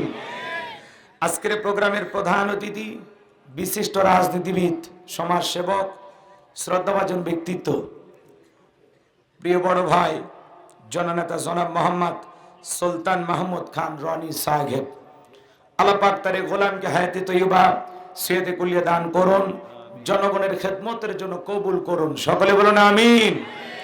আজকের প্রোগ্রামের বিশেষ অতিথিবৃন্দ, আমন্ত্রিত অতিথিবৃন্দ, আমার পূর্বে আলোচনা রেখে ধন্য করেছেন মাওলানা মোহাম্মদ মিলন বাদশাহ, কথা বলেছেন কারি মাওলানা মোহাম্মদ আব্দুল রশিদ কাতুলি সাহেব। সকল আলোচকের আলোচনা আল্লাহ পাক দ্বীনের জন্য, ইসলামের জন্য, কোরআনের ময়দানের জন্য কবুল করুন, সকলে বলেন আমিন। আমাকে দাওয়াত দিয়ে কষ্ট করে নিয়েছেন আপনাদের গ্রামে কৃতি সন্তান প্রিয় সাজু ভাই, আল্লাহ পাক তার গোলামকে হায়াতে তৈয়বা সিহতে কুল্লিয়া দান করুন, সকলে বলেন আমিন। মঞ্চে উপস্থিত সম্মানিত উলামায়ে কেরাম, সামনে বসা পিতৃ সমতুল্য মুরব্বী বাবাজিরা, কলিজার টুকরা প্রাণপ্রিয় যুবক ভাইরা, ছোট্ট ছোট্ট সোনামানিকেরা, পর্দার আড়ালের সম্মানিত অবলা সরলা আবেদা সালেহা মা ও বোনেরা, প্রশাসনের সম্মানিত পুলিশের ভাইয়েরা, ডিবির ভাইয়েরা, জাতির বিবেক প্রিয় সাংবাদিক বন্ধুগণ, বিভিন্ন রাজনৈতিক দলের সম্মানিত নেতা কর্মী ভাইয়েরা, সবাইকে আরেকটি বার সালাম দিচ্ছি। আশা করছি সকলে সালামের জবাব জোরে সোরে দেবেন। আসসালামু আলাইকুম ওয়া রাহমাতুল্লাহি ওয়া বারাকাতুহু। আমরা শুকরিয়া আদায় করতেছি সেই মহান মনিবের দরবারে, আল্লাহ পাক সুবহানাহু ওয়া তাআলা অত্যন্ত দয়া করে, করুণা করে, মায় করে, মহব্বত করে, ভালোবেসে, পছন্দ করে, অত্র এলাকা থেকে গণি গণি গুণান্বিত করে, যাচাই বাছাই করে, শুধুমাত্র কেবলমাত্র কোরআনুল কারীমের মহব্বতে আজকের মাহফিলে আসার বসার সুযোগ দান করেছেন। সে মহান রবের দরবারে সিজদাবনত চিত্তে কালিমাত শুকর আদায় করে পড়ছি আলহামদুলিল্লাহ। লক্ষ কোটি দরুদ সালাম মানবতার শ্রেষ্ঠ বন্ধু বিশ্বনবী, বিশ্ব নেতা, যে নবী আইয়ামে জাহিলিয়াতের যুগে আগমন করে অসভ্য মানুষগুলোকে সভ্য বানিয়েছেন, অভদ্র মানুষগুলোকে ভদ্র বানিয়েছেন, কোরআন নামের সংবিধান দিয়া, কোরআনের রাজ কায়েম করিয়া, সোনালী যুগ উপহার দিয়া, মদিনার পাক ভূমিতে শায়িত আছেন সে রাসূলের প্রতি কলিজা ভরা মুহাব্বত নিয়ে পড়ছি দরুদ সালাম, সকলেই পড়ুন সাল্লাল্লাহু আলাইহি ওয়াসাল্লাম। সম্মানিত ভাইয়েরা, আজকের প্রোগ্রামে আসতে পেরে, বসতে পেরে আপনারা খুশি না বেজার? কারা কারা বেজার দুই হাত তুলে দেখান তো দেখি। আলহামদুলিল্লাহ। বগুড়ার মানুষ চালাক না হয়ে পারে। উত্তরবঙ্গের রাজধানী বগুড়া জেলাকে বলা হয়, তাই না? শ্রোতারা যদি চালাক হয় ওয়াজ করে শান্তি পাওয়া যায়, কইতে কলিকাতা বুঝে নাই। আজকের প্রোগ্রামে আসতে পেরে, বসতে পেরে কারা কারা খুশি, মুখে নিয়ে হাসি, আওয়াজ দে বেশি, আল্লাহ নামের এমন একটি স্লোগান দেবেন, এলাকায় যদি কোনো ইসলাম বিরোধী উই পোকা, সার পোকা, তেলা পোকা থাকে, ওদের কলিজায় যেন কম্পন সৃষ্টি হয়, এমন আওয়াজ তুলতে রাজি আছেন যারা? বীর মুসলমানের মতো দুটি হাত টান টান করে তুলে দেখান তো তারা। লিল্লাহে তাকবীর, লিল্লাহে তাকবীর। আল কোরআনের আলো, আল হাদিসের আলো, দুনিয়ার মুসলিম, সারা বিশ্বের মুসলিম, আমার নেতা তোমার নেতা, আমার নেতা তোমার নেতা। লিল্লাহে তাকবীর। আল কোরআনের আলো, আল হাদিসের আলো, দুর্নীতির আলো। হাতটা বেনারো দেন তো, মাশাআল্লাহ, মারহাবা। আস্তে কারো নাকে জানো না লাগে, হাত নামান। অনেকে ঝোঁকে তালে বলেই ফেলেছেন দুর্নীতির আলো ঘরে ঘরে জ্বালে। বাংলাদেশে দুর্নীতি দমন কমিশন আছে না নাই? এরপরে দুর্নীতি কমেছে নাকি ডিজিটাল কায়দায় বেড়েই চলেছে? দিন যত গড়াচ্ছে দুর্নীতির পাল্লা তত ভারী হচ্ছে, কথা বলেন ঠিক কি না? আমরা চাই আমাদের এই প্রিয় মাতৃভূমি বাংলাদেশ দুর্নীতি মুক্ত আল্লাহ কবুল করুন, চিল্লা বলুন আমিন। আমরা চাই আমাদের প্রিয় মাতৃভূমি বাংলাদেশ মাদক মুক্ত আল্লাহ কবুল করুন, চিল্লা বলুন আমিন। আমরা চাই আমাদের বাংলাদেশ যৌতুক মুক্ত আল্লাহ কবুল করুন, চিল্লা বলুন আমিন। আমরা চাই আমাদের বাংলাদেশ নাস্তিক মুক্ত আল্লাহ কবুল করুন, চিল্লা বলুন আমিন। সম্মানিত ভাইরা, আমার ভূমিকা লম্বা কথা নয়, সরাসরি মূল আলোচনায় প্রবেশ করতে চাই। তারপরে দুই একটি কথা না বললে নয়। আমরা যত জায়গায় কোরআনে কথা বলতে যাই বলে হুজুর সাবধানে আলোচনা করবেন, ভুলে যাবেন না এলাকা কার। ওদের কথার সাইজ শুনে মনে হয় এলাকা ওদের বাবার। আছে না নাই? আওয়াজ দিলে পুরুষের মতো দেবেন, আমি করব ওয়াজ, আপনারা দেবেন আওয়াজ, জবাব দিবেন ঠিক ঠিক, আলোচনা হবে কমপ্লিট। শ্রোতাদের স্পিরিটে বাড়ে বক্তার হিট, আলোচনা হবে জায়গা মতো ফিট। কিছু আজ প্যান্ডেলে, কিছু আজ অ্যাঙ্গেলে, জ্ঞানী লোকের জন্য ইশারায় যথেষ্ট, কথা বলেন ঠিক কি না? অনেক জায়গায় ওয়াজ করতে গেলে বলে হুজুর ওয়াজ যা করবেন করবেন, খবরদার রাজনীতির কোনো আলোচনা করবেন না। আপনারাই বলেন তোমার বাড়ি কোন জেলা? গাইবান্ধা। গরিব এলাকায় বাড়ি দেখে আমার জেলার নামটা নিতে আপনাদের কষ্ট হচ্ছে, একটু জোরে বলেন আমার বাড়ি কোথায়? আমি আসছি কোন জেলায়? বগুড়া। বিশ্বাস করে না, আমি গাইবান্ধা থেকে আপনাদের এলাকায় এসেছি শুধুমাত্র কর্ডের কথা বলার আশায়, এছাড়া আমার আর অন্য কোনো উদ্দেশ্য নাই, কথা বলেন ঠিক কিনা? আর গাইবান্ধা থেকে বগুড়া শহরে এসে রাজনীতি করে আমার কোনো লাভ আছে? আগামী নির্বাচনে এলাকার মহিলা মেম্বার পদেও দাঁড়ানোর কোনো চান্স আছে? তাহলে আমি কেন এখানে রাজনীতি করব? যদি করাই লাগে নিজের এলাকায় করা লাগবে, কথা বলেন ঠিক কিনা? এই জন্য আপনার টেনশন মুক্ত থাকবেন, আমি আপনাদের কথার সাথে একমত। আমি বাংলাদেশের রাজনীতি কোনো দলের বক্তা না, আমি রাজনীতি কোনো বক্তব্য দেব না। I will not say political word because I am not a leader of any political party. কারণ এখানে সব দলের লোক আছে, আছে না নাই? এখানে বসে আছেন আওয়ামী লীগ, বিএনপি, জাতীয়বাদ, জামাত ইসলাম, জাসদ, বাসদ, চরমনে, আরশিদ, দানবেগে, ফুরফুরে, হাটহাজারী, ওলামা নিজামাত, তাবলিগ, পাবলিক, ওলামা লীগ, গণতন্ত্র, গণফোরাম, সুসমাজ, বিকল্পধারা, এলজিবিবি, নাগরিক শক্তি, বিপিএল সোসাইটি, 4 দল, 14 দল, 8 দল, 19 দল, 20 দল, ইসলাম, বিএনপি, বাংলাদেশ কংগ্রেস এ পর্যন্তই থাক। আবার ভিপি নূরের আছে গণ অধিকার পরিষদ, তৈমুর চাচা খুলেছিল তৃণমূল বিএনপি, কথা কয় না কে? চাচা এখন কান্দে, চাচার হাতে মূলে ধরায় দিছে।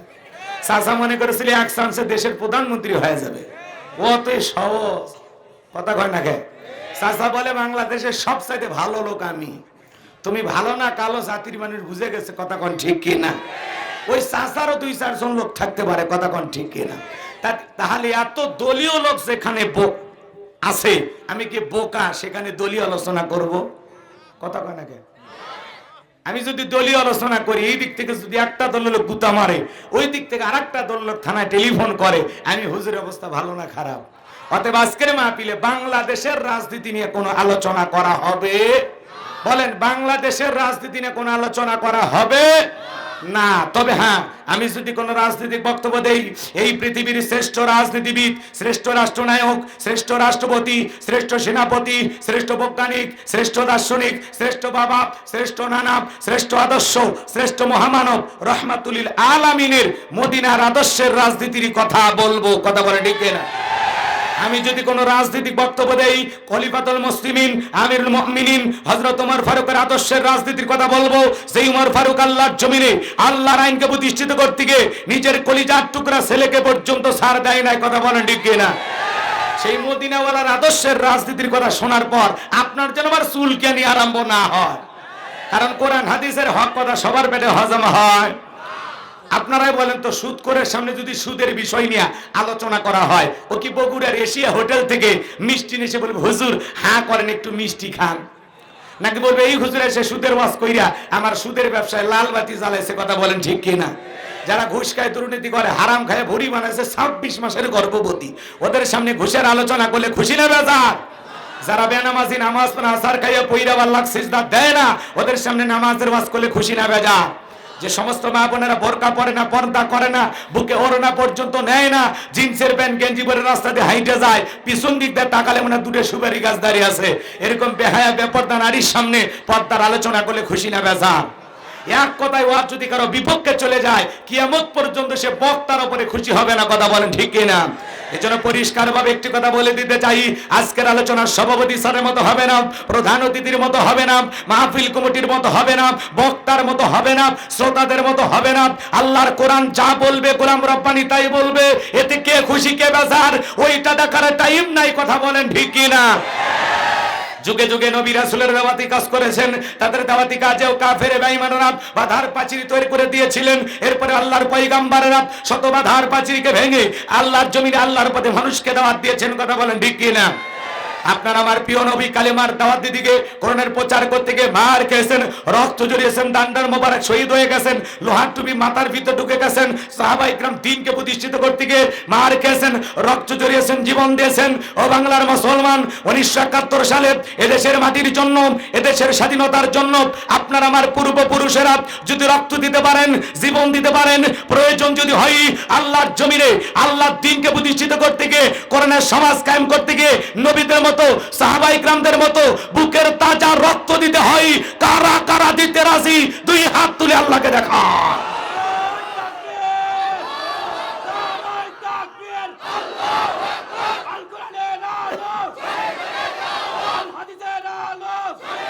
লিল্লাহি তাকবীর। আর সোজা করেন, টান টান করে তোলেন, টান টান করে তোলেন। ওই যে মাঝে মাঝে হাত বেঁকা করে তুলেছেন, দুই হাত সোজা করার শক্তি নাই। আপনি পুরুষ মানুষ, দুধ ডিম ভিটামিন ক্যালসিয়াম মাঝে মাঝে কিনে খাবেন, একেবারে দুর্বল হলে চলতে পারবেন না। হাত সোজা করেন, সোজা করেন। আমার আল্লাহ রাব্বুল আলামিন বলেন, ইন্নাল্লাহ আশতারা মিনাল মুমিনিনা আনফুসাহুম ওয়া আমওয়ালাহুম বিআন্না লাহুমুল জান্নাহ। সূরা তাওবার 111 নম্বর আয়াতে আল্লাহ পাক জানায়া দিলেন, নিশ্চয়ই মুমিন বান্দাদের জান মাল আমি আল্লাহ ক্রয় করে নিয়েছি, বিনিময়ে দেব জান্নাত। বলুন সুবহানাল্লাহ। তাহলে বলেন তো বাজান, আপনার আমার জীবনের মালিক কে? এ বগুড়া জেলার সদরের যুবকেরা ভালো করে বলো তো, এই জীবনের মালিক কে? প্রেম করবা আর পার্কে নিয়ে যা প্রেমিকাকে ডায়লগ দিবা, এ জীবন তোমার, তুমি শুধু আমার। ওরে হাইব্রিড যুবক, এই জীবনের মালিক কে? আপনার আমার সম্পদের মালিক কে? আল্লাহর দেয়া জীবন, আল্লাহর দেয়া সম্পদ আল্লাহর পথে খরচ করতে রাজি আছেন তো মুসলমান? রাজি আছেন তো ইনশাআল্লাহ? রাজি আছেন তো ইনশাআল্লাহ? বাম হাত নামান, শুধু ডান হাত তুলে রাখেন। আল্লাহ রাব্বুল আলামিন বলেন, ইল্লা সাহাবাল ইয়ামিন ফি জান্নাতি ইয়াতাসাআলুন। সূরা মুদ্দাসসিরের ভিতর আল্লাহ পাক জানায়া দিলেন, ডানপন্থী যারা জান্নাতের বাগানে থাকবে তারা, ডানপন্থী যারা আল্লাহর প্রিয় তারা। বলেন সুবহানাল্লাহ। কোনো কথা হবে না। কিছুক্ষণ আগেই বললেন হুজুর জীবন দিতে রাজি, রক্ত দিতে রাজি। আপাতত জীবন রক্তের দুটের কোনোটাই দেয়া লাগবে না। ডান হাতটা পকেটের ভিতর ঢুকে দিয়া যে যা পারেন, যতটুকু পারেন প্রাণ ভরে আল্লাহর ঘর মসজিদের জন্য দান করবেন। সোজা ডান হাত নিজের পকেটে দেন, অন্য কারো পকেটে হাত দিয়ে পকেট পেলে বলে মারি খেন না। সবাই পকেটে হাত দেন, আমিও দিচ্ছি দেন। সবাই পকেটে হাত দেন, সবাই পকেটে হাত দেন, আমিও দিচ্ছি দেন। সবাই পকেটে হাত দেন। ছেলে পেলে যারা আসো ব্যাগ নিয়ে, রুমাল নিয়ে, চাদর নিয়ে, যার কাছে যা আছে তাই নিয়ে মাঠে নামো, খেলা হবে, খেলা হবে। ছেলে পেলে সবাই যাবে, সবাই প্রাণ ভরে দান করেন, পকেটে হাত দেন, আমিও দিলাম, আপনারাও দেন। আল্লাহ সবাইকে দান করার তৌফিক দান করেন। জোরে বলেন আমিন। সবাই পকেটে হাত দেয়া, 10, 20, 50, 200, 100, 500, 2000, 5000, 10,000, 1 লাখ, 2 লাখ, যে যা পারেন আল্লাহর রাস্তে, আল্লাহর ঘর মসজিদের জন্য প্রাণ ভরে দান করেন। আল্লাহ সবাইকে দান করার তৌফিক দান করুন। জোরে বলেন আমিন। সবাই পকেটে হাত দিয়ে আল্লাহর রাস্তায় টাকা বের করে দেন। খবরদার কেউ আমার বিড়ি ম্যাচ দিন না। 2014 সালে ওয়াজ করতে গেছিলাম রংপুর তারাগঞ্জ, ওই জায়গায় কালেকশন চলতেছিল।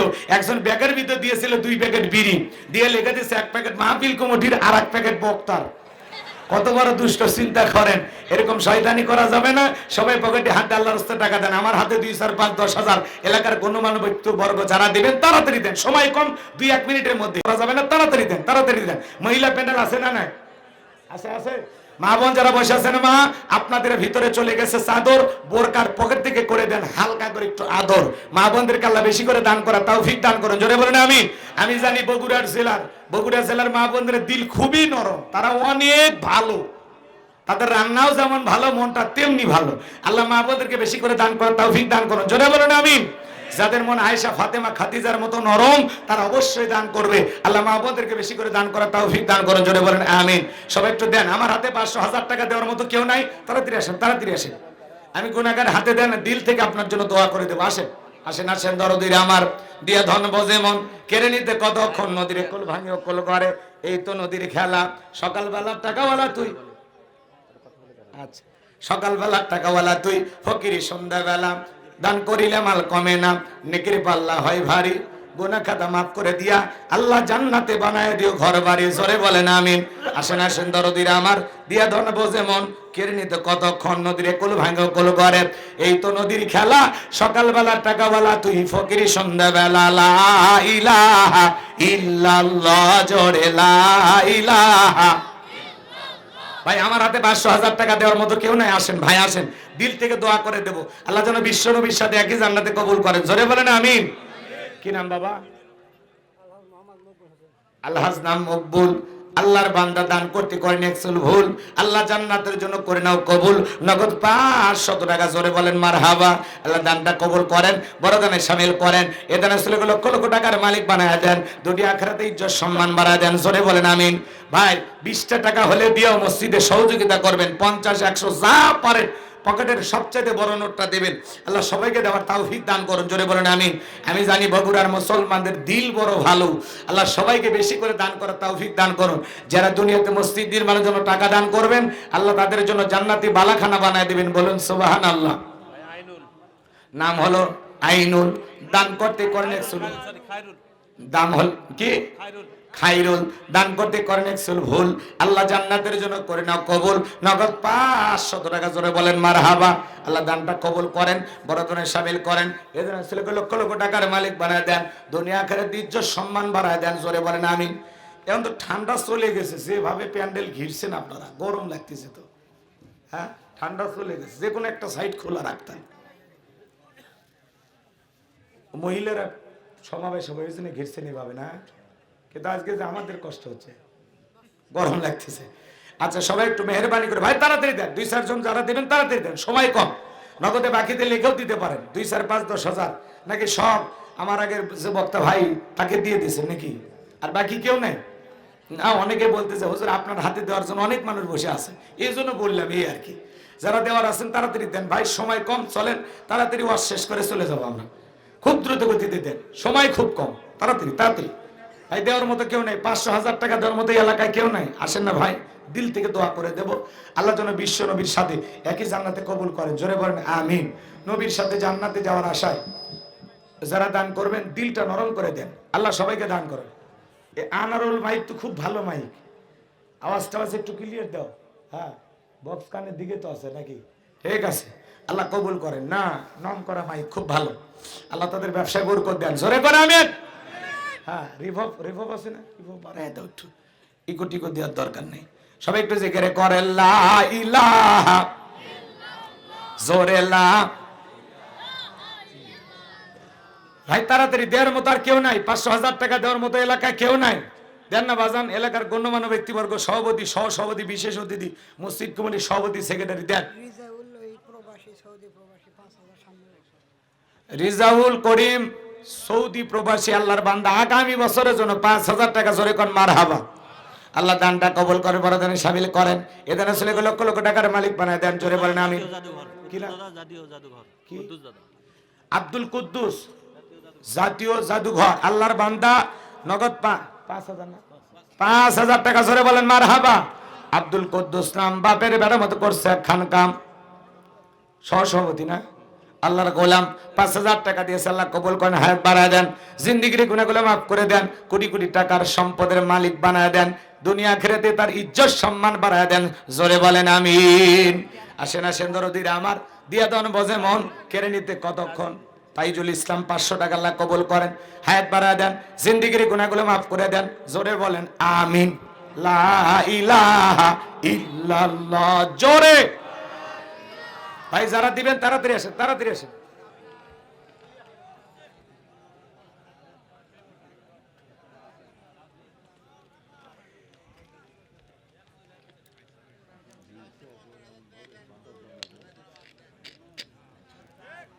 আপনার বাড়ি কই? হ্যাঁ আদব কায়দা ভুলে গেছেন নাকি? দর্শক রাগ হলে আমি কি করব? মসজিদের উন্নতি গল্পে মাহফিল 2 মিনিট কালেকশন করা লাগবে না? আপনি কোন হুজুর আপনি 50,000 দেন, বাপ রে বাপ, মনে হচ্ছে এটা আমার এলাকা। হ্যাঁ আপনারা এই এলাকায় কিছু আছেন ঘর বাড়ি ছেড়ে চলে যান, আমি 50,000কে 1 লাখ দেবো, বাড়ি ঘর যা আছে সব ছেড়ে চলে যান। আপনাদের এলাকার মসজিদ আপনারা দেবেন, এটাই তো নিয়ম, তাই না? নিজেদের মসজিদ নিজেরা দেব। আমি তো দিয়ে শুরু করলাম, চোখ কই রাখছিলেন? আমি তো বললাম আপনারা পকেটে হাত দেন, আমিও দিলাম, ব্যাস আমি তো দিয়ে শুরু করছি, যেটুকু পারছি দিছি তো। হ্যাঁ, আমি কি মনে হচ্ছে দেশের প্রধানমন্ত্রী যে প্রত্যেকটা মাহফিলে যাব, ওয়াজও করব, আবার 1 লাখ 2 লাখ করে টাকাও দেবো নাকি? টাকার গাছ আমার বাড়িতে আছে। কথাবার্তা একটু ভালোভাবে বলবেন, ভদ্রতা বজায় রাখবেন, বেয়াদবি করা ঠিক না। কথা বোঝেন নাই? আমি জোর করে ওয়াজ করতে আসি নাই। সাজু ভাই জানে একটা দাওয়াত দিতে কত পেরেশানি, কথাকে বুঝতে পারছেন? যারা দাওয়াত দিছে ওরাই বোঝে। আপনারা যে এতগুলো মানুষ আসছেন, কি মনে করছেন একটু ভালোবেসেই তো আসছেন নাকি বলেন? ভালোই যদি বাসেন তো আবার খোঁচা মারেন কে? এটা তো সমস্যা। আর রাত রাত এত ভাবেন কে? এমনও মুসলমান আছে যাত্রার প্যান্ডেলে ফজরের নামাজ পড়ছে, ফজর পর্যন্ত যাত্রা দেখা যায়, রাত 3টায় উঠে ফুটবল খেলা দেখা যায়, আর এটি 11টায় বাজেনি তাতে কোসর মোসর শুরু করেছেন। কি আছে? আমি কি বলেছি যে আমি 12টায় মাহফিল শেষ করবো? চলবি 1টা 2টা পর্যন্ত, সমস্যা কি? 5 টাকা দেওয়ার কথা নাই। আপনি কন যে হুজুর 1 লাখ টাকা দেওয়া শুরু করেন, তা তো কন না, উল্টো হুজুরও কন। কি পাগলা! আপনি কন যে হুজুর মাহফিলের যা খরচ লাগে 1 টাকাও কালেকশন করবেন না, আপনি খালি কোন 1 লাখ টাকা দিবেন, আমি কি আমার দাদা বস শুরু করবেন? কথা বোঝেন নাই? ভদ্রতা বজায় রাখবেন, ঠিক আছে তো ইনশাল্লাহ? কোনো বক্তাকে এইভাবে বলবেন না, জীবনে কখনো না। যা বলেছেন আজকে তওবা করে নেন। কেন বলবেন? বলা উচিত না। আমি তো আপনাদের এলাকার মেহমান, তাই না? মেহমানকে কি করে মানুষ? সম্মান করে না অপমান করে? আচ্ছা, আমি বেয়াদবি করার মতো কোনো কিছু করছি? তাহলে আপনি বেয়াদবি করবেন কেন?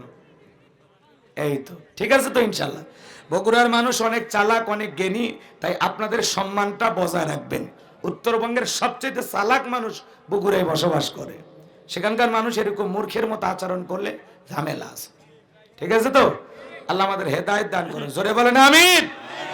আর কে আছেন ভাই দেওয়ার মতো? আর 2-1 জন থাকলে দেন, না দিলে বলেন চলে গেল। সাজু ভাই আর কেউ আছে? সভাপতি বাবাজি দিয়ে দিচ্ছেন নাকি? উনি দেশ তো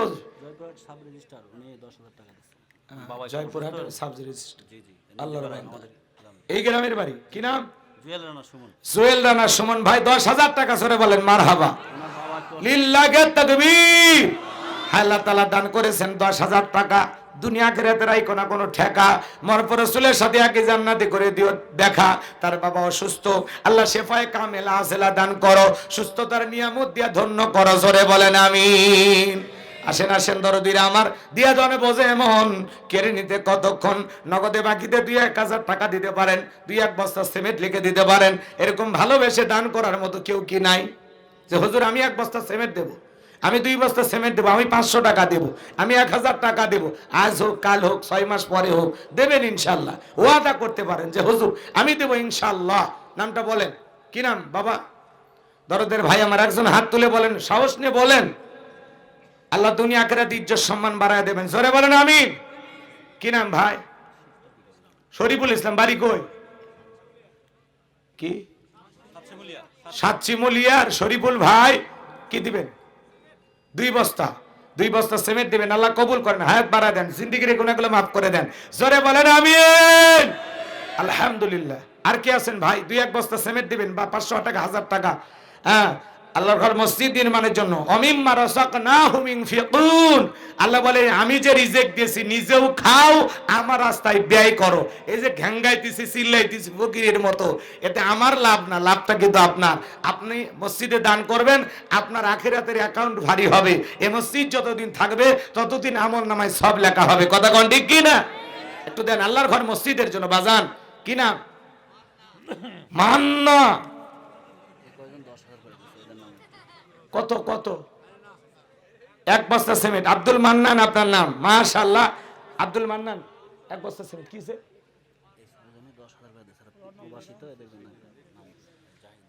দিছে? এটা তো দ্বিতীয় বক্তা বলছে না, একইবার এক কয়বার করে কবি। এই যে প্রবাসী যারা থাকে, জনাব ডাক্তার ফজলুল হক, জনাব মোহাম্মদ জাহিদুল ইসলাম, আবার জনাব মোহাম্মদ জাহিদুল ইসলাম, জনাব মোহাম্মদ মেহেদি হাসান, জনাব মোহাম্মদ রঞ্জু হোসেন, জনাব মোহাম্মদ ইমরান হোসেন। এই যে 6 জন দেখা যাচ্ছে, এরা প্রত্যেকে 10,000 করে টাকা দিছে। মারহাবা কন। তাহলে এটি 6 10 60,000 টাকা জোরে কন মারহাবা। লিল্লাহি তাকবীর। আলহামদুলিল্লাহ। এইভাবে তার নিচে যারা আছে তারা যদি 5,000 দেয়, তার নিচে যারা আছে 2,000 করে দেয়, তাহলে পোস্টারে তো মোটামুটি 3 লাখ টাকা 4 লাখ টাকা কালেকশন হয়ে যায়, তাই না? আলহামদুলিল্লাহ, আল্লাহ কবুল করেন। এ প্রধান পৃষ্ঠপোষক উনি কই? হ্যাঁ, উনি আসেনি না? টাকা টুকে দিয়ে দিচ্ছে। আচ্ছা ঠিক আছে, এগুলো নিয়ে যান। আর না ভাই, আর 2-1 বস্তা সিমেন্ট দেওয়ার মতো কেউ থাকলে দেন, না দিলে চলেন, আলোচনায় চলে যায়। দেওয়ার মতো আর কেউ আছেন? 2-1 বস্তা সিমেন্ট লিখে দেবেন, 500 টাকা 1000 টাকা। কি নাম? কি নাম বাবা? রুহুল আমিন, নূর নবী ভাই। মাশাআল্লাহ, নূর নবী ভাই 5 বস্তা সিমেন্ট। আল্লাহ কবুল করেন, হায়াত বাড়া দেন, জিন্দেগির গুনাহগুলো মাফ করে দেন। জোরে বলেন আমিন। আর কেউ আছেন? শেষ নাকি? শেষ ভালো যার সব ভালো তার। দেওয়ার মতো আর কেউ আছেন? না থাকলে ওই যে ভাই হাত তুলছে গো, কি নাম গো ভাই? সোনা ভাই কি নাম? হিরো আলম না কি কয়? ও শাহ আলম। আলম তো, তাই না? যুবকেরা আবার খুব চেনে। যাই হোক, ওরকম আর খুঁজে পাওয়া যাচ্ছে না, তাই না? কেন জানি হারিয়ে গেছে, সব সময় আলোচনায় থাকে। আচ্ছা যাই হোক, শাহ আলম ভাই, উনি শাহ আলম। শাহ আলম ভাই 2 বস্তা সিমেন্ট। কি আপনি নাম কি? হাফিজার পরামানিক 1 বস্তা সিমেন্ট, 1000 টাকা। আল্লাহ কবুল করেন, জোরে বলেন আমিন। যাক আলহামদুলিল্লাহ। এইভাবে 2-1 জন যদি পারেন লিখে দেন। ওই যে হাত তুলে কি নাম? এটা কি বাঁশ না হাত? কিছু তো বুঝা যায় না। মানুষ না, না? আচ্ছা ঠিক আছে, চলেন। যুবকেরা পোড়াদয়, এই যে পোড়াদয় নাকি মেলা হয়েছে না, দেখলাম ওখানে নাকি জিন মিষ্টি কিনবে আসছিল। তোমরা দেখছিলে? কি করলে জীবনে? জিন মিষ্টি কিনে নিয়ে গেল, টেলিভিশনে নিউজ হচ্ছে। কই পোড়াদহের মেলায় জিন মানুষের ভেষ ধরে এসে মিষ্টি কিনে নিয়ে গেছে। কি কথা!